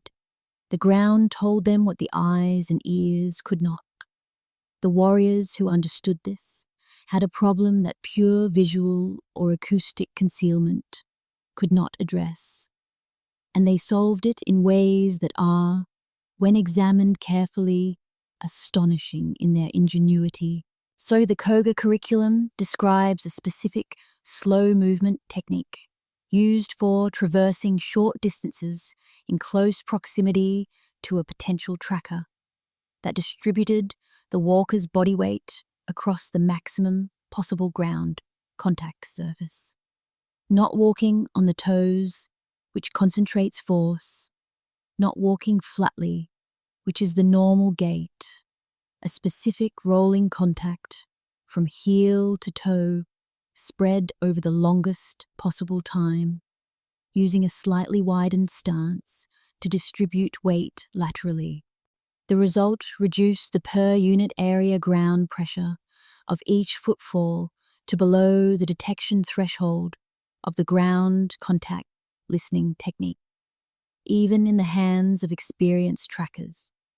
Mongol reconnaissance units chose movement routes through specific terrain types, deep grass, soft sand, accumulated leaf material, whose mechanical properties naturally absorbed and dispersed the seismic impulse of human footfall before it could propagate far enough to reach a listening tracker. The terrain itself became a vibrational filter. Welsh infantry accounts describe movement along rock outcroppings and ridge lines, surfaces whose hardness and connectivity to bedrock made them poor transmitters of localized seismic impulse, scattering the signal before it could be read. And then there is weather, the warrior traditions that had most thoroughly thought through the management of environmental detection signals had each arrived, independently, at a conclusion that now seems obvious, but that required genuine insight to recognize. The natural world periodically creates conditions in which every detection system an enemy can deploy is simultaneously degraded. Rain reduces visibility and masks acoustic signals. Heavy wind creates an ambient acoustic environment that defeats the most sensitive ear pressed to the ground. Dense fog reduces visual range to the point where terrain-based concealment becomes unnecessary. And each of these conditions creates a secondary effect that trained practitioners specifically exploited. Guards and watchmen, in adverse weather, pull inward. They seek shelter. They pull their attention from exposed positions. The observation network, in bad weather, contracts. The timing analysis of major covert military operations across the medieval historical record, surprise attacks, major movements, infiltration missions, shows a correlation with adverse weather conditions that is statistically remarkable. These warriors were not caught in the rain, they were waiting for it. They had learned to read the weather not as an inconvenience, but as a resource, as the one condition under which every environmental detection system an enemy possessed was simultaneously at its lowest sensitivity, and every opportunity the environment offered for concealed movement was simultaneously at its highest availability. Consider the logic of invisibility reversed. Everything so far has been about making something real impossible to detect. Now consider the other direction, making something that does not exist impossible to ignore. In 967 CE, Emperor Nikephoros, the second Phocas of Byzantium, faced an Arab force that held a significant territorial and numerical advantage. Direct engagement was not advisable. Withdrawal was politically untenable. What the emperor needed was an army he did not have, a relief force large enough to transform the tactical calculation and persuade the Arab commanders that the engagement was no longer worth pursuing. He had 200 cavalry. 200 cavalry in the hands of commanders who understood the military science of phantom force creation proved to be sufficient. The cavalry unit was given a specific and extraordinarily precise brief. Generate the visual and auditory signature of a large military force approaching from the north. The signature of an army is not simply its presence. It is a constellation of signals that experienced military observers have learned to read as the predictable byproducts of organized military movement. Dust columns of a specific density and distribution, the reflected light of equipment and armor at specific angles, the sound pattern of large-scale organized movement, which differs in frequency distribution and rhythmic character from small unit movement.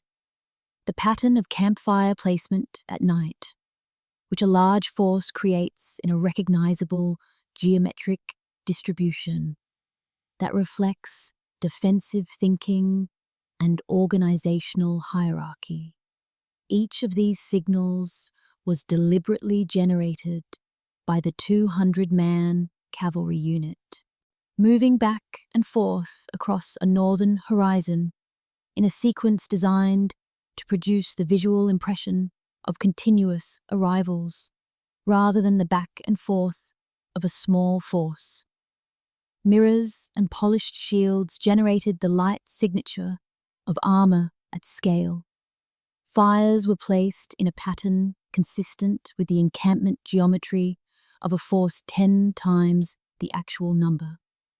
Sound was managed to maximize apparent scale and minimize the rhythmic regularity that would betray a small unit's repetitive movement. The Arab commanders looked north and saw an army. Every signal they had been trained to read as evidence of military force was present and consistent. The pattern was authentic. It told a coherent story, and the story it told was that the tactical situation had changed, that reinforcement had arrived, and that continuation of the engagement was no longer advantageous. They withdrew. The position they vacated became Byzantine territory. The real Byzantine force occupied it. The phantom army had done everything a real army would have done, at a fraction of the cost and with none of the risk of engagement.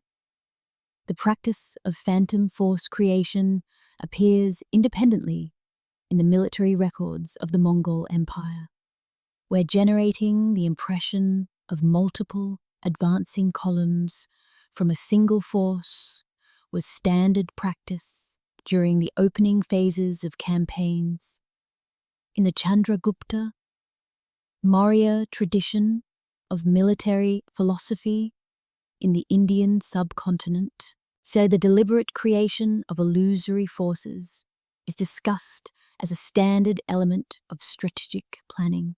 in the surviving Japanese strategic manuals, creating false campfire patterns to suggest force size and position, a technique that modern special operations forces have used with minimal modification, is documented in at least 3 separate texts. Separate traditions, the same insight. Creating the appearance of military force is a military capability in itself. For 2 years before the Mongol cavalry entered Poland in 1241, information was arriving at the royal courts of Europe about Mongol military capability, location, and intent. Traders brought reports, diplomatic contacts, past assessments. Refugees from the Eastern Territories described what they had seen. By the time the invasion began, the kings of Europe felt they had a reasonably clear picture of what they faced. Every significant element of that picture was wrong, not slightly wrong. Not wrong in the way that military intelligence is normally unreliable, distorted by incomplete information, misread through cultural assumptions, outdated by the speed of events, wrong in a way that was coherent, that told a consistent story, and that consistently predicted a threat smaller, slower, and less sophisticated than what actually arrived. Wrong in a way that, when you examine the pattern of the misinformation and the channels through which it traveled, begins to look less like an intelligence failure and more like a managed information environment. The Mongol campaign planning incorporated, as a standard operational element, what modern strategists would recognize as an information operations framework. Mongol advanced intelligence activities included not only the conventional reconnaissance of physical terrain, but the systematic seeding of the information channels that enemy command structures relied upon.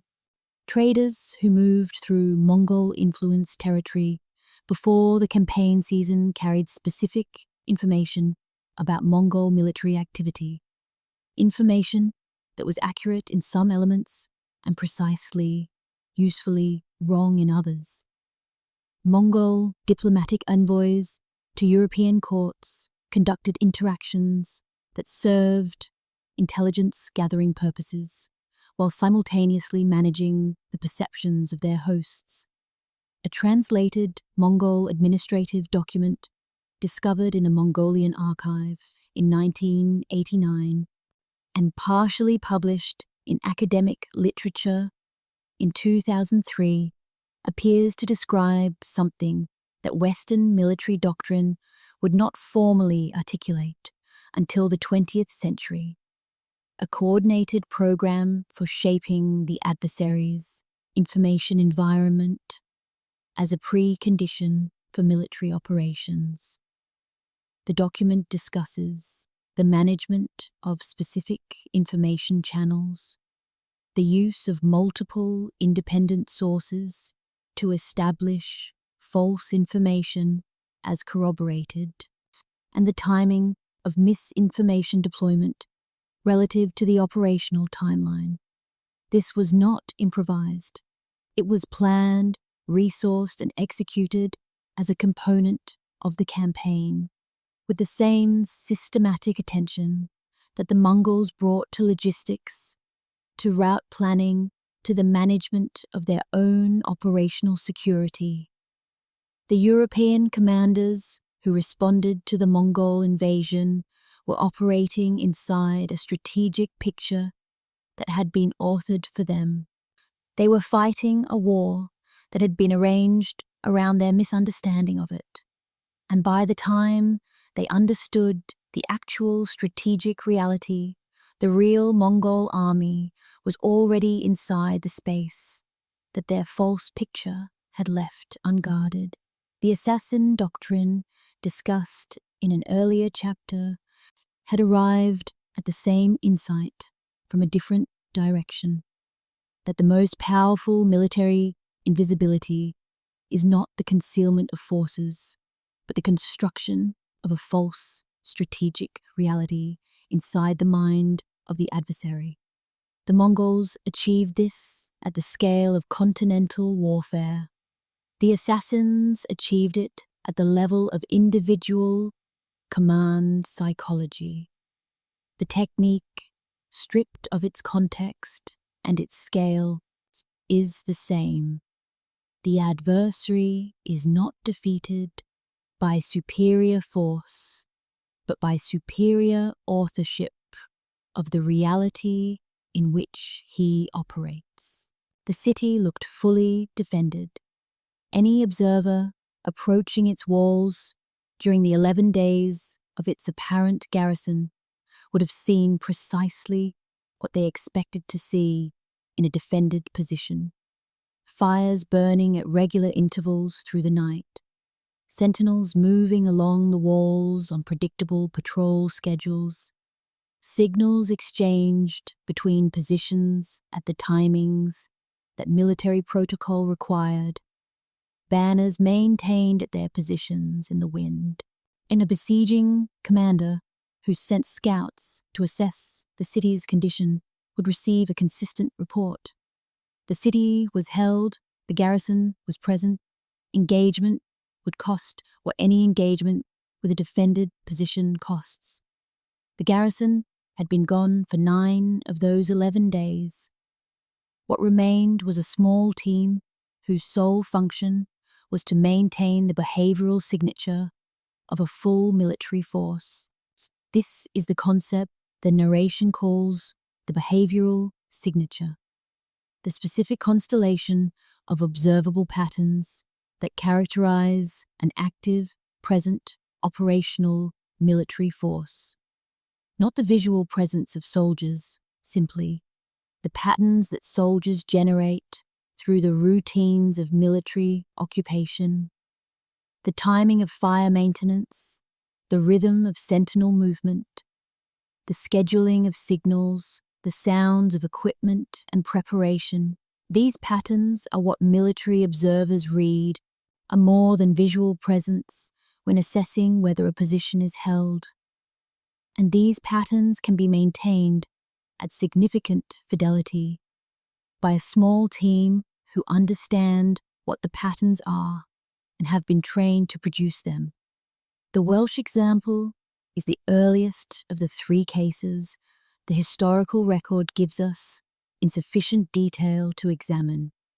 A Welsh commander of the late 13th century, threatened with encirclement by a substantially larger English force, it withdrew his main army through a mountain pass while leaving a team with a specific mission: maintain the appearance of the camp for as long as possible.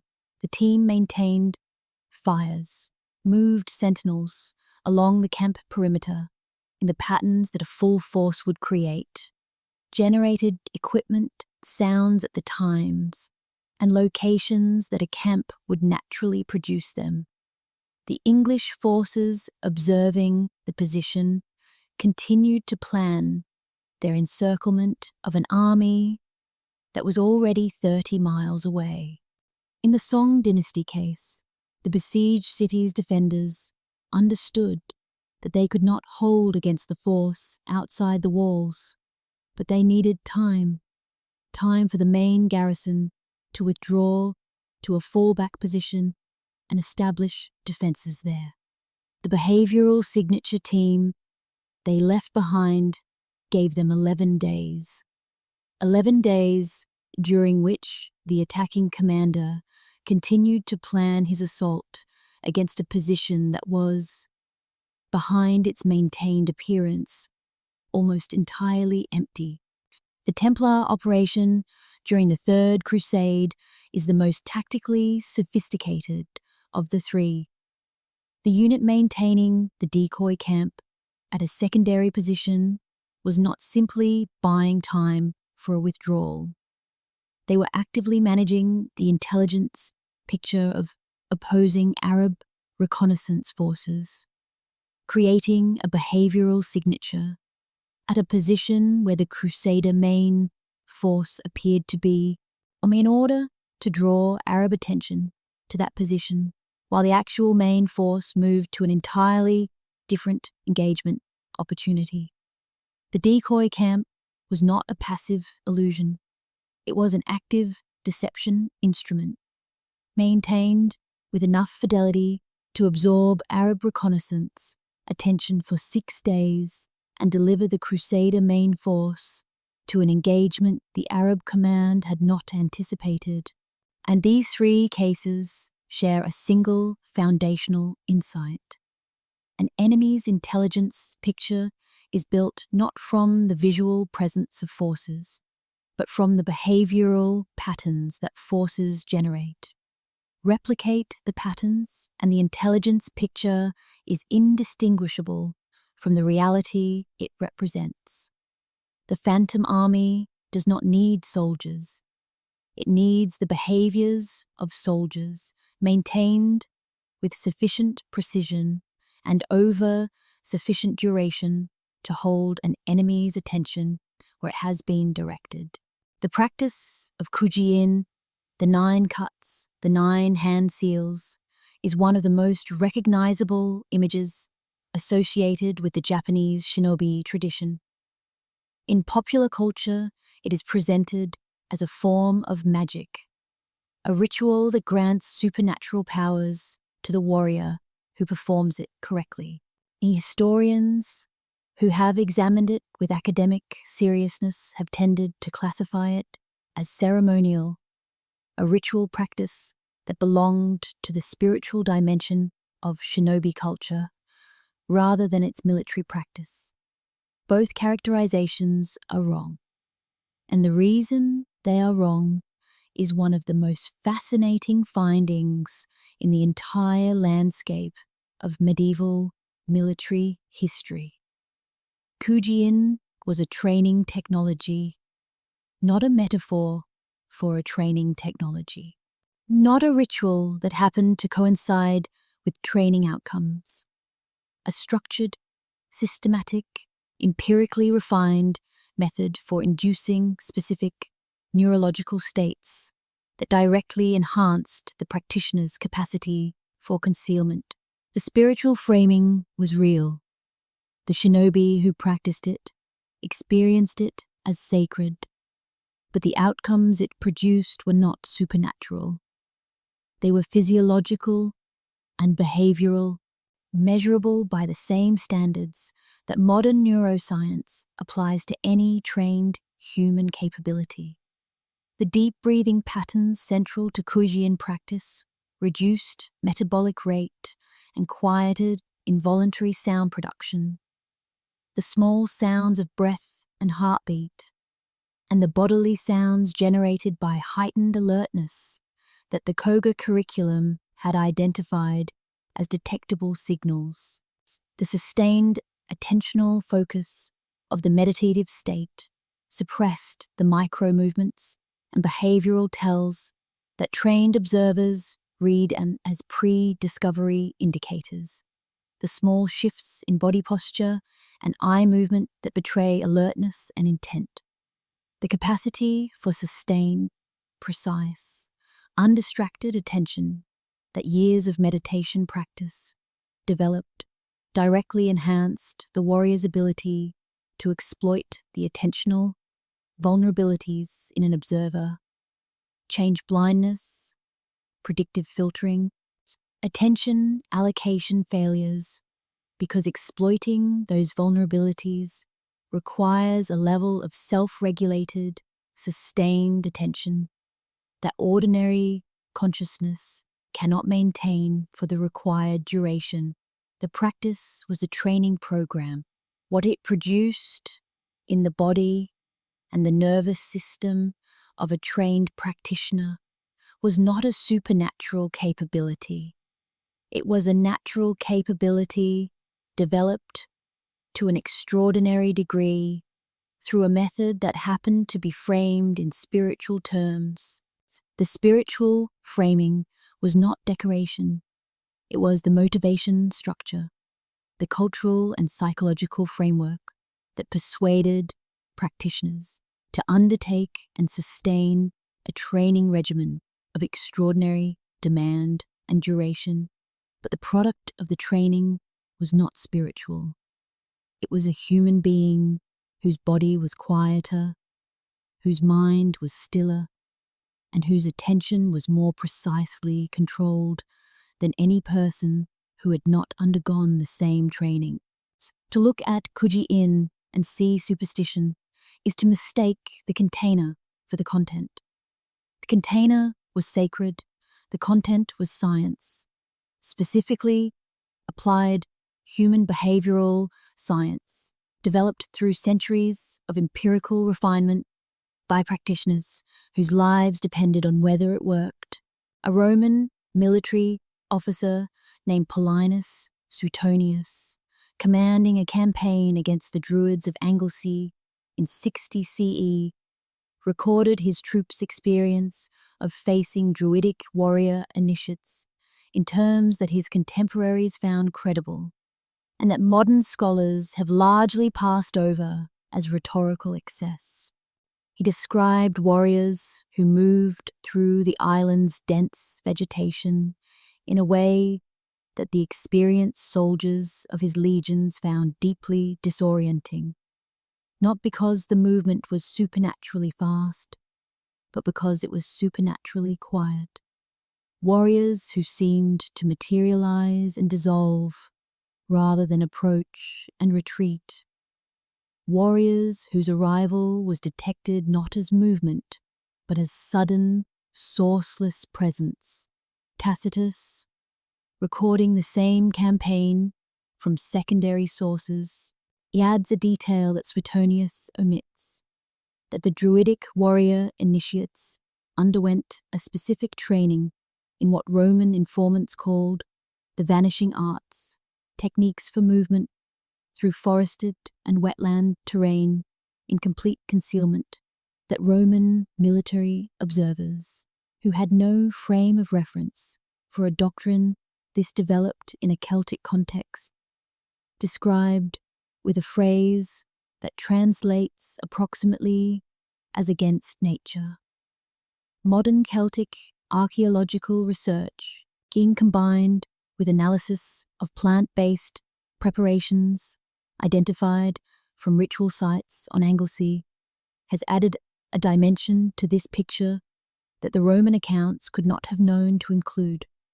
The plant compounds identified, alkaloids with documented effects on metabolic rate, respiratory pattern, and the production of behavioral stress signals, are precisely the compounds that would produce the physiological state most compatible with the concealment disciplines documented in other traditions. Reduced metabolic rate, quieted sound production, suppressed behavioral indicators of alertness. The Druidic warrior tradition had arrived at a pharmacological enhancement of the same physiological states that the Koga curriculum achieved through meditation. Different methods, the same functional outcome, a body that was less detectable, and a behavioral profile that provided less information to an observing enemy. The Futawa orders of the medieval Islamic world, the Sufi chivalric brotherhoods that combined spiritual practice with warrior training, documented concealment elements in their training curricula that parallel the Japanese and Celtic traditions with a precision that is striking given the absence of any direct cultural exchange. The same emphasis on breath control, the same training of behavioral signals, the same use of meditation-derived attentional discipline as the foundation for movement practice, the same integration of spiritual framework and military technical outcome.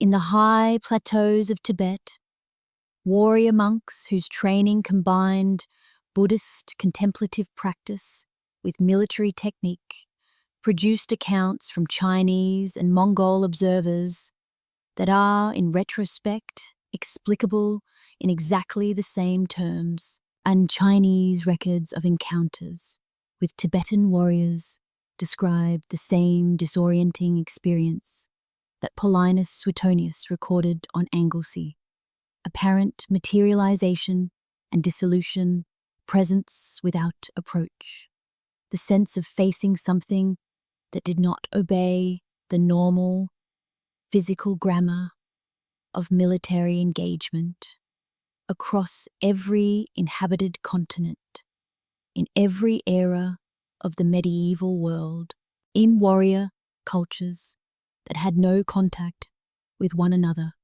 arrived at the same integration of spiritual practice and military concealment technique. The convergence is too specific to be coincidental. Something was being discovered independently by every human mind that applied sufficient intelligence and sufficient commitment to the problem of becoming impossible to detect. The men who wrote these documents knew they were writing epitaphs. You can feel it in the language, in the insistence on recording techniques that the authors note are no longer widely practiced, in the lamentations over masters who died without transmitting their full knowledge, in the urgency of preservation that gives the surviving texts their slightly desperate quality. These were not scribes writing down current practice. They were witnesses recording something that was leaving the world. The Bansen Shukai, compiled in 1676, explicitly notes that certain elements of the curriculum it attempts to preserve had already been lost. The masters who had held specific knowledge were gone. The lineages through which that knowledge had been transmitted were broken. What the compiler was writing down was not the complete art. It was the fragments that remained, an incomplete record, assembled from multiple partial sources of a complete tradition. The fragmentary Koga training manuscripts held in private Japanese collections, of which there are perhaps a dozen of scholarly significance, several of which have never been fully examined by Western researchers, show the same pattern. Sections that were apparently complete in an earlier version appear in later manuscripts as partial, with notations that indicate missing content rather than editorial omission. Something is absent, the absence is noted, and the note of absence is the only trace that the missing content ever existed. The Byzantine Skiagraphoi reference in the Dedi Administrando Imperio notes the existence of 7 training disciplines. 4 can be reconstructed with varying degrees of completeness from the scattered references in other documents. 3 are simply not described anywhere in the surviving record, not abbreviated, not summarized, not referenced in any other document. They were part of a body of knowledge that entered the archive once in that single reference and never appeared again. The Welsh documents preserved in the Peniarth manuscript collection are fragmentary in a way that suggests not simple deterioration, but selective survival, as if the documents that survived were the ones that someone found least threatening, while the most operationally significant records are precisely the ones that are missing. The Arabic military manuscripts from the 11th and 12th centuries, a body of material that scholars have identified as potentially containing systematic concealment doctrines, have never been fully translated or published in Western academic literature. The French scholar who catalogued part of this material in 1923 left notes suggesting extraordinary content. The material itself has not been publicly accessible since.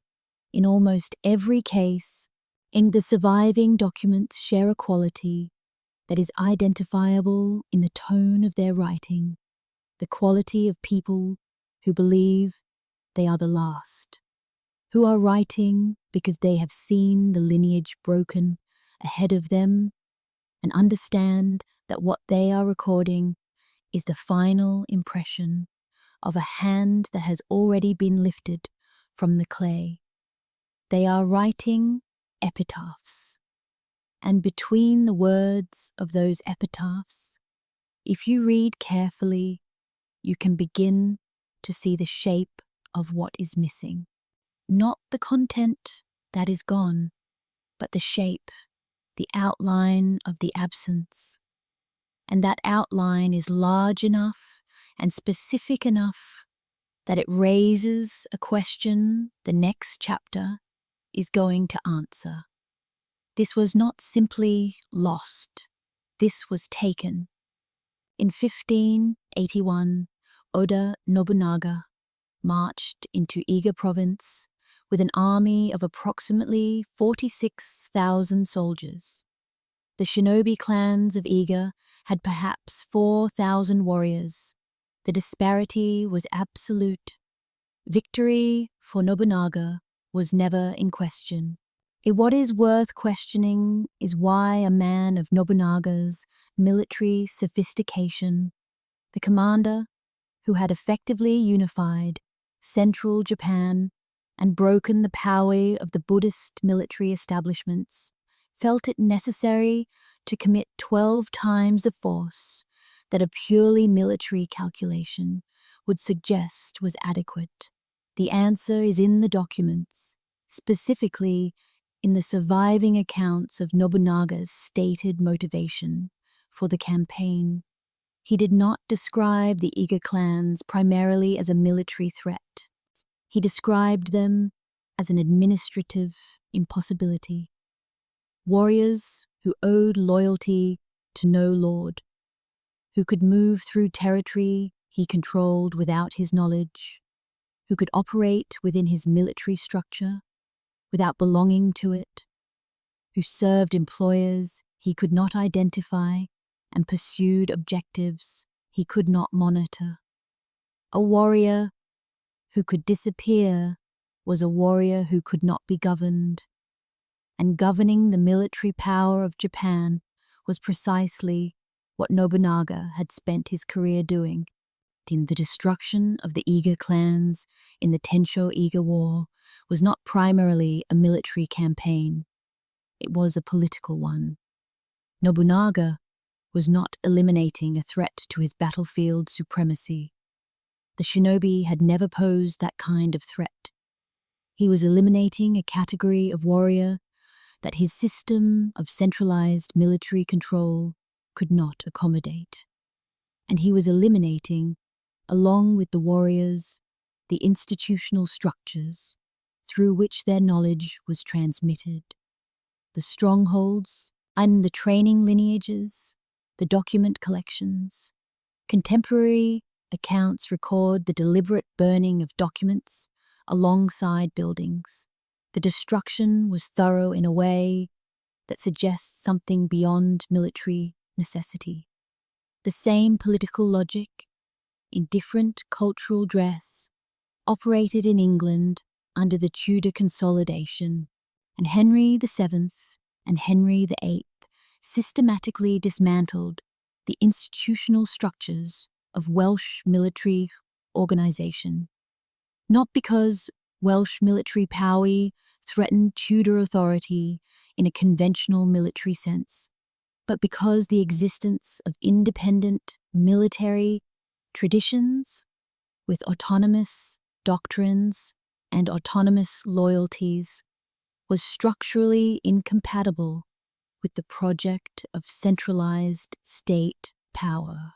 Illegal prohibitions against private military organisation in Wales effectively outlawed the institutional frameworks within which Welsh concealment doctrine had been transmitted across generations. The doctrine did not simply fall out of use. The structures that maintained it were made illegal, and in the absence of those structures, the knowledge that lived within them had nowhere to go. In the Ottoman Empire, so the Janissary Corps' gradual absorption of independent military units followed the same structural logic.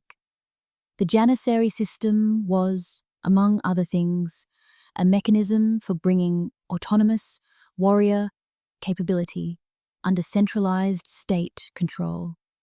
Units that operated according to their own doctrine, with their own loyalties and their own operational independence, were progressively absorbed into a structure that subordinated all military capability to the authority of the Sultan. The absorption was not always violent.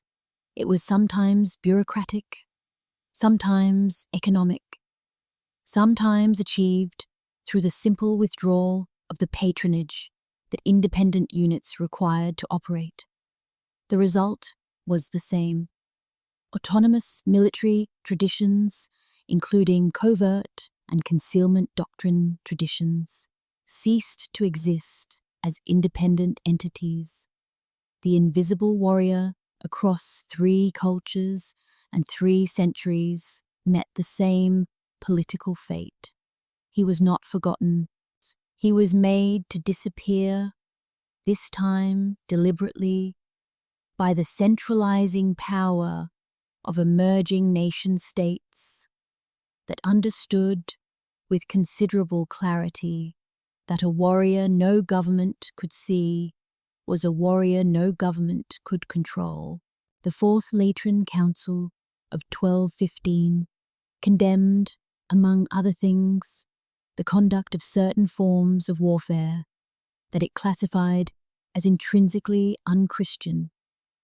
The specific condemnations included the use of crossbows against Christian opponents, a weapon the Church had been intermittently objecting to for a century, and forms of combat it described in language that translators have rendered in various ways, but that most consistently means something like treacherous concealment. The word used in the original Latin documents is insidiae, a term that encompasses ambush, but extends in its broader usage to all forms of deception and concealment in military conduct. The theological argument the Church made against military concealment was not primarily strategic, it was moral. Warfare conducted in concealment, the Church argued, violated the principle of declared conflict, the idea that legitimate war was conducted between identifiable parties who acknowledged their mutual enmity and the rules governing its expression. A warrior who was invisible was a warrior who had removed himself from the moral framework of legitimate combat. He was not a soldier, he was something else, and something that the Church's increasingly sophisticated apparatus for the classification of morally problematic activities was prepared to place in a specific and very uncomfortable category. The category was adjacent to sorcery. Not sorcery itself, the Church was careful about the boundaries of its formal condemnations. But in practice, in the pastoral teaching that filtered down from councils and theological faculties to parish priests and military confessors, and the arts of concealment were increasingly described in terms that invoked the language of the occult. Moving without being seen, appearing where you should not be, deceiving the natural senses of observers. These were the things that demons did, that witches did, that agents of the spiritual enemy accomplished through unnatural means. To practice them as a human discipline was to make yourself an instrument of forces that no good Christian should be associated with. And this classification had practical consequences that went beyond pastoral disapproval. When church authorities encountered military documents associated with concealment doctrines during campaigns in Wales, the Rhineland, and southern France, the theological framework for their destruction was already in place. Documents describing arts that had been classified as adjacent to sorcery could be destroyed without the institutional hesitation that would accompany the destruction of conventional military manuals. They were not military history. They were evidence of something the church did not want preserved. The arrival of the printing press in the 1450s created a historical inflection point that the history of this art makes newly visible. The press made it possible for the first time to preserve knowledge at a scale and durability that manuscript culture could never match. And it made it possible for the first time for institutional authorities to shape the historical record not by destroying documents, a physically demanding and never fully effective activity, but simply by choosing what to print and what not to print. The military manuals that were printed in the first decades of European printing are a remarkably coherent body of work. They cover siege, engineering, cavalry, tactics, logistics, the management of formations in open field engagement, the legal conduct of warfare according to the codes of chivalry. They describe warfare as a visible, declared, institutionally managed activity conducted between identifiable parties according to established rules.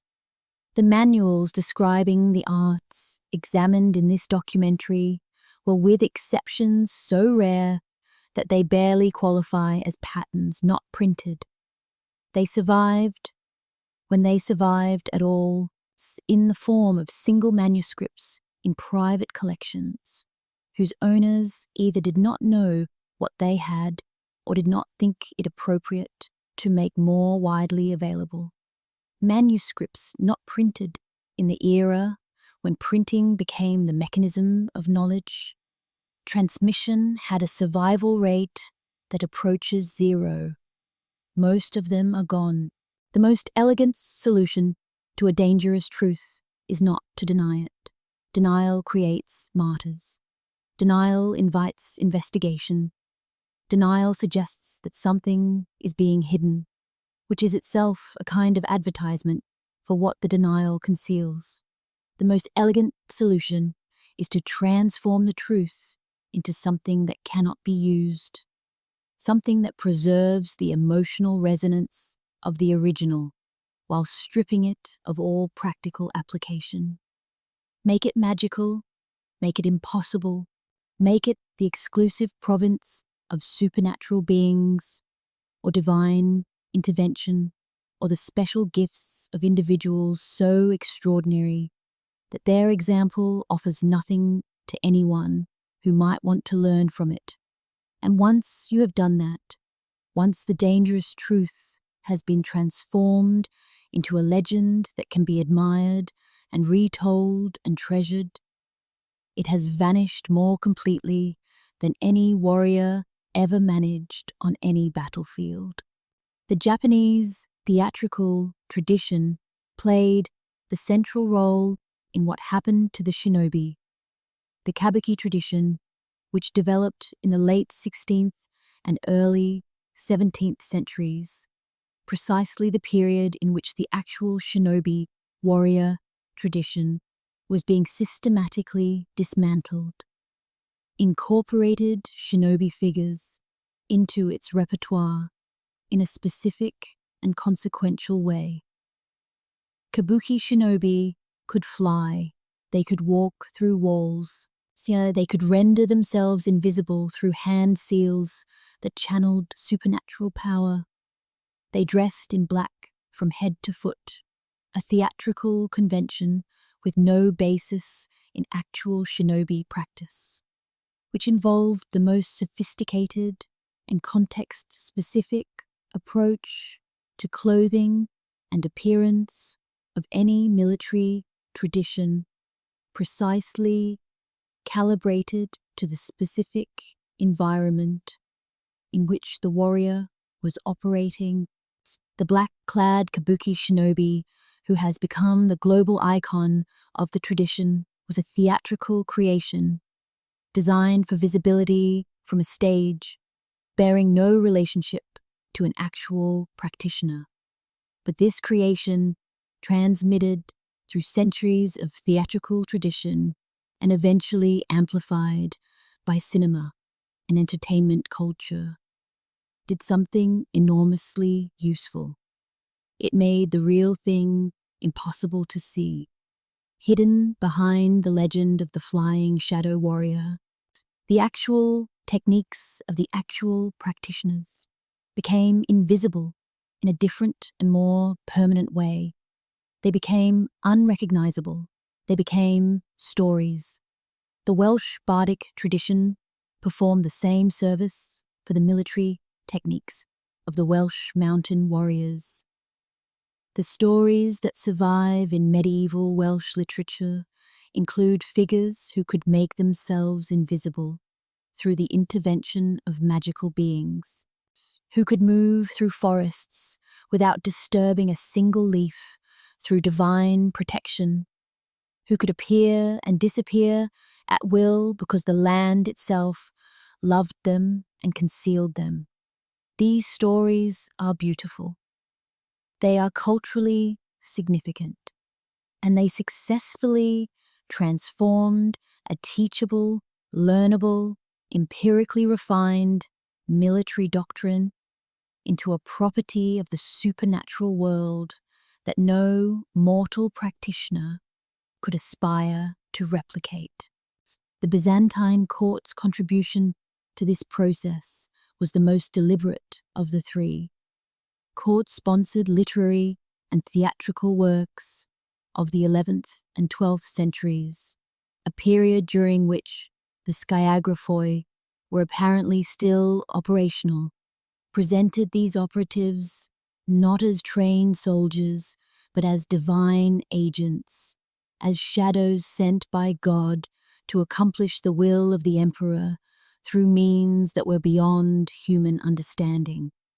The supernatural framing was not organic folk attribution. It was institutionally commissioned. Someone in the Byzantine court structure decided that the skyagraphoi needed a legend, and the legend that was created was specifically designed to prevent anyone from looking too carefully at how they actually worked. Legend can be admired, it cannot be learned, and that in the end was the whole point. Chapter 10, The Ghost in the Machine. How, in 1943, a training document was circulated among the instructors of the British Special Operations Executive, the organization established to conduct covert operations behind enemy lines in occupied Europe. The document, which was classified at the time and remained inaccessible to researchers until its declassification in the 1990s, described specific operative training protocols for concealment in urban environments, for the management of behavioral signals under observation, and for the exploitation of observer attention patterns. Among its citations was a reference to a Japanese manuscript approximately 400 years old.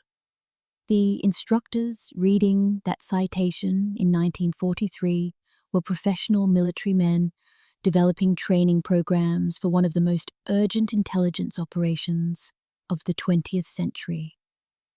They were not antiquarians. They were not researchers with a historical interest in samurai culture.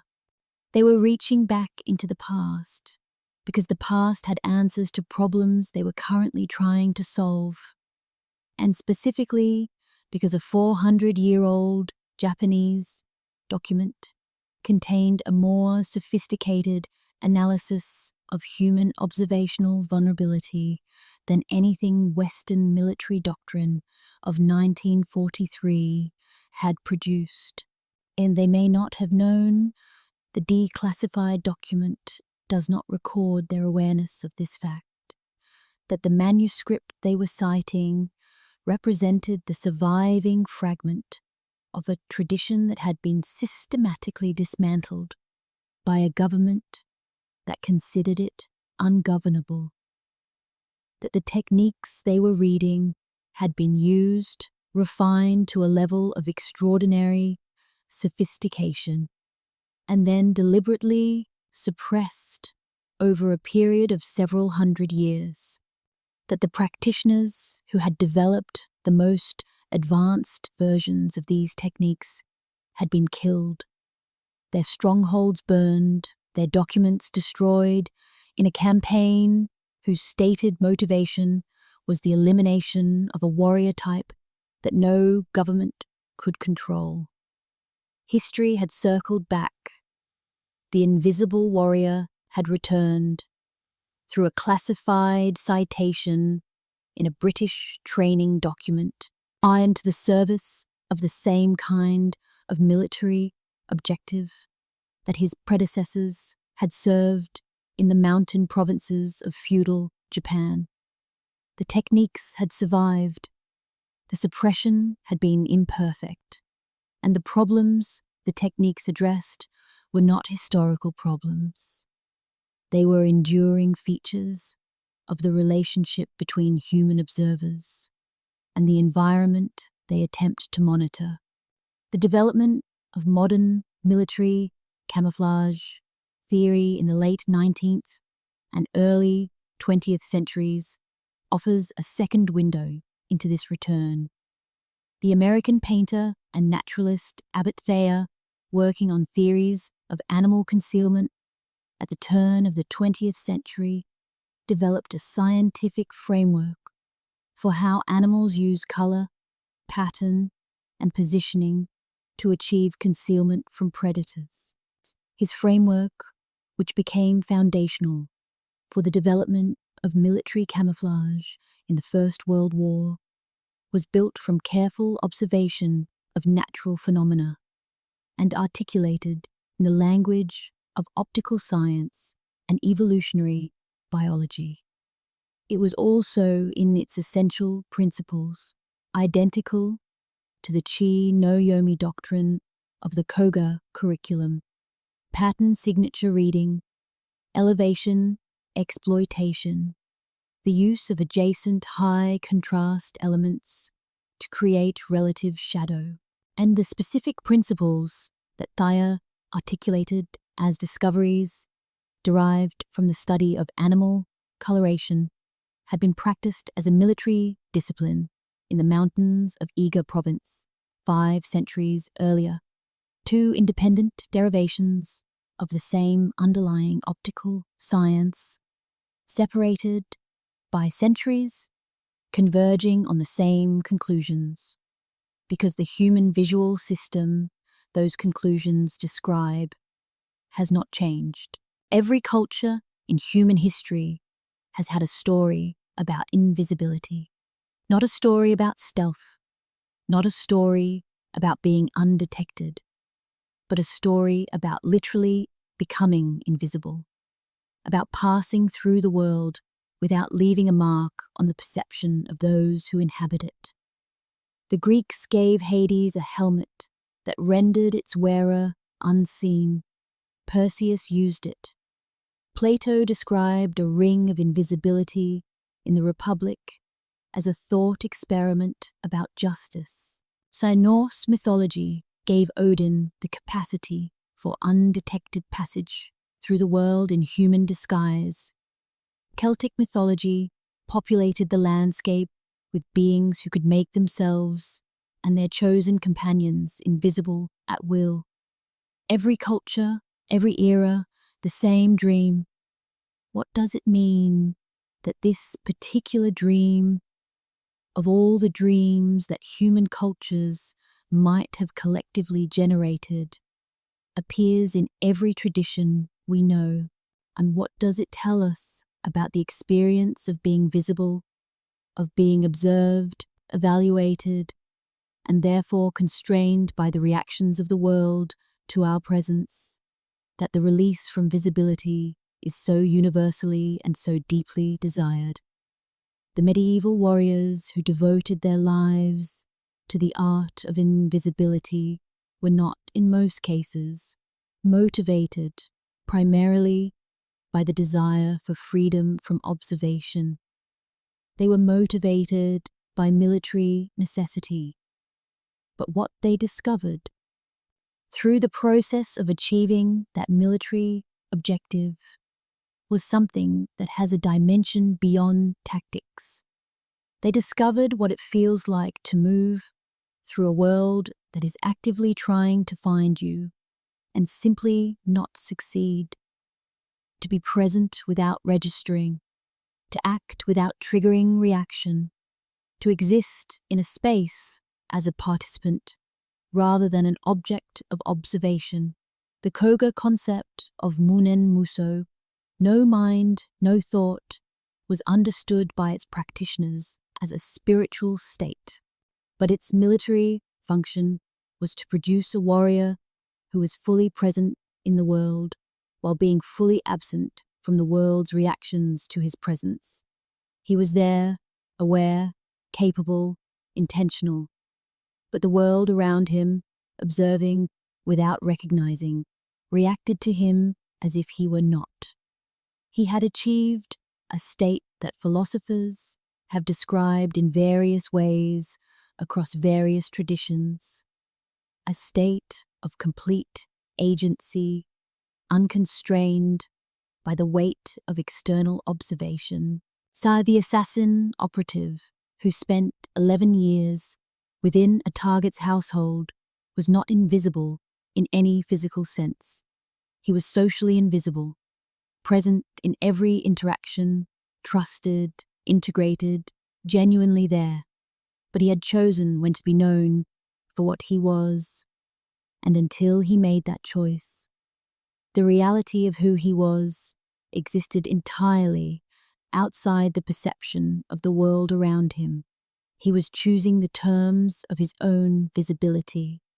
And that choice, that capacity to determine when to be known and when not to be, is what the most advanced practitioners of this art understood as the actual objective.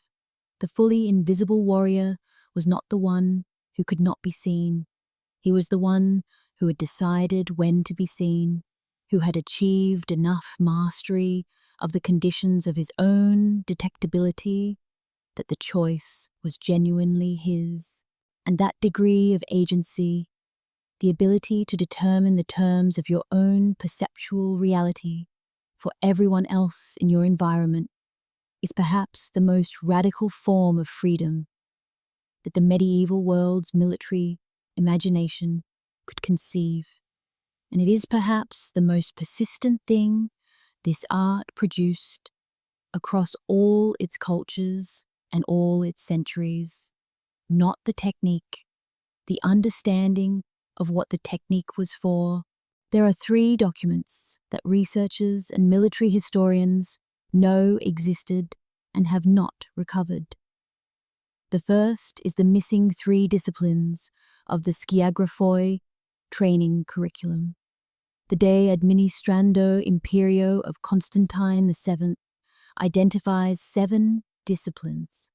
4 can be partially reconstructed from scattered references in other Byzantine documents. 3 are mentioned in that single reference and appear nowhere else in the surviving record. They are not summarized. They are not referenced in passing. They are simply absent from everything that followed. Scholars who have examined the relevant archives have found nothing.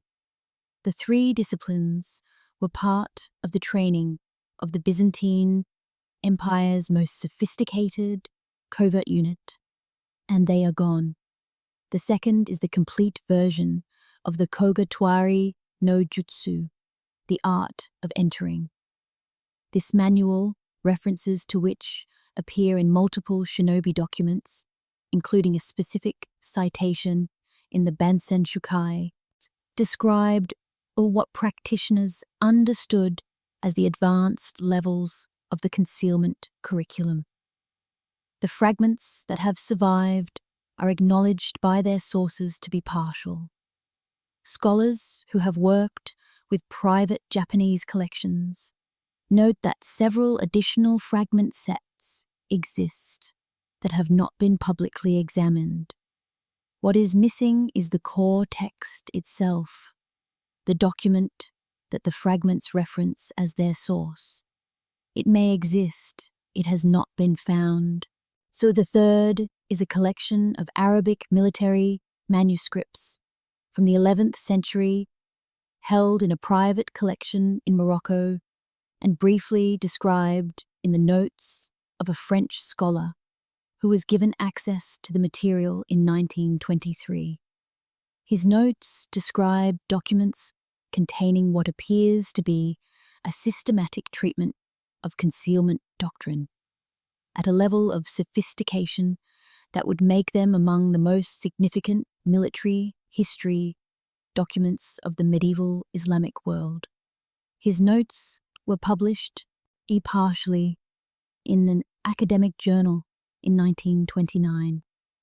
The collection itself has not been publicly accessible since. The current holder of the collection, if they exist, has not come forward. These three absences are not the only gaps in the historical record of this art.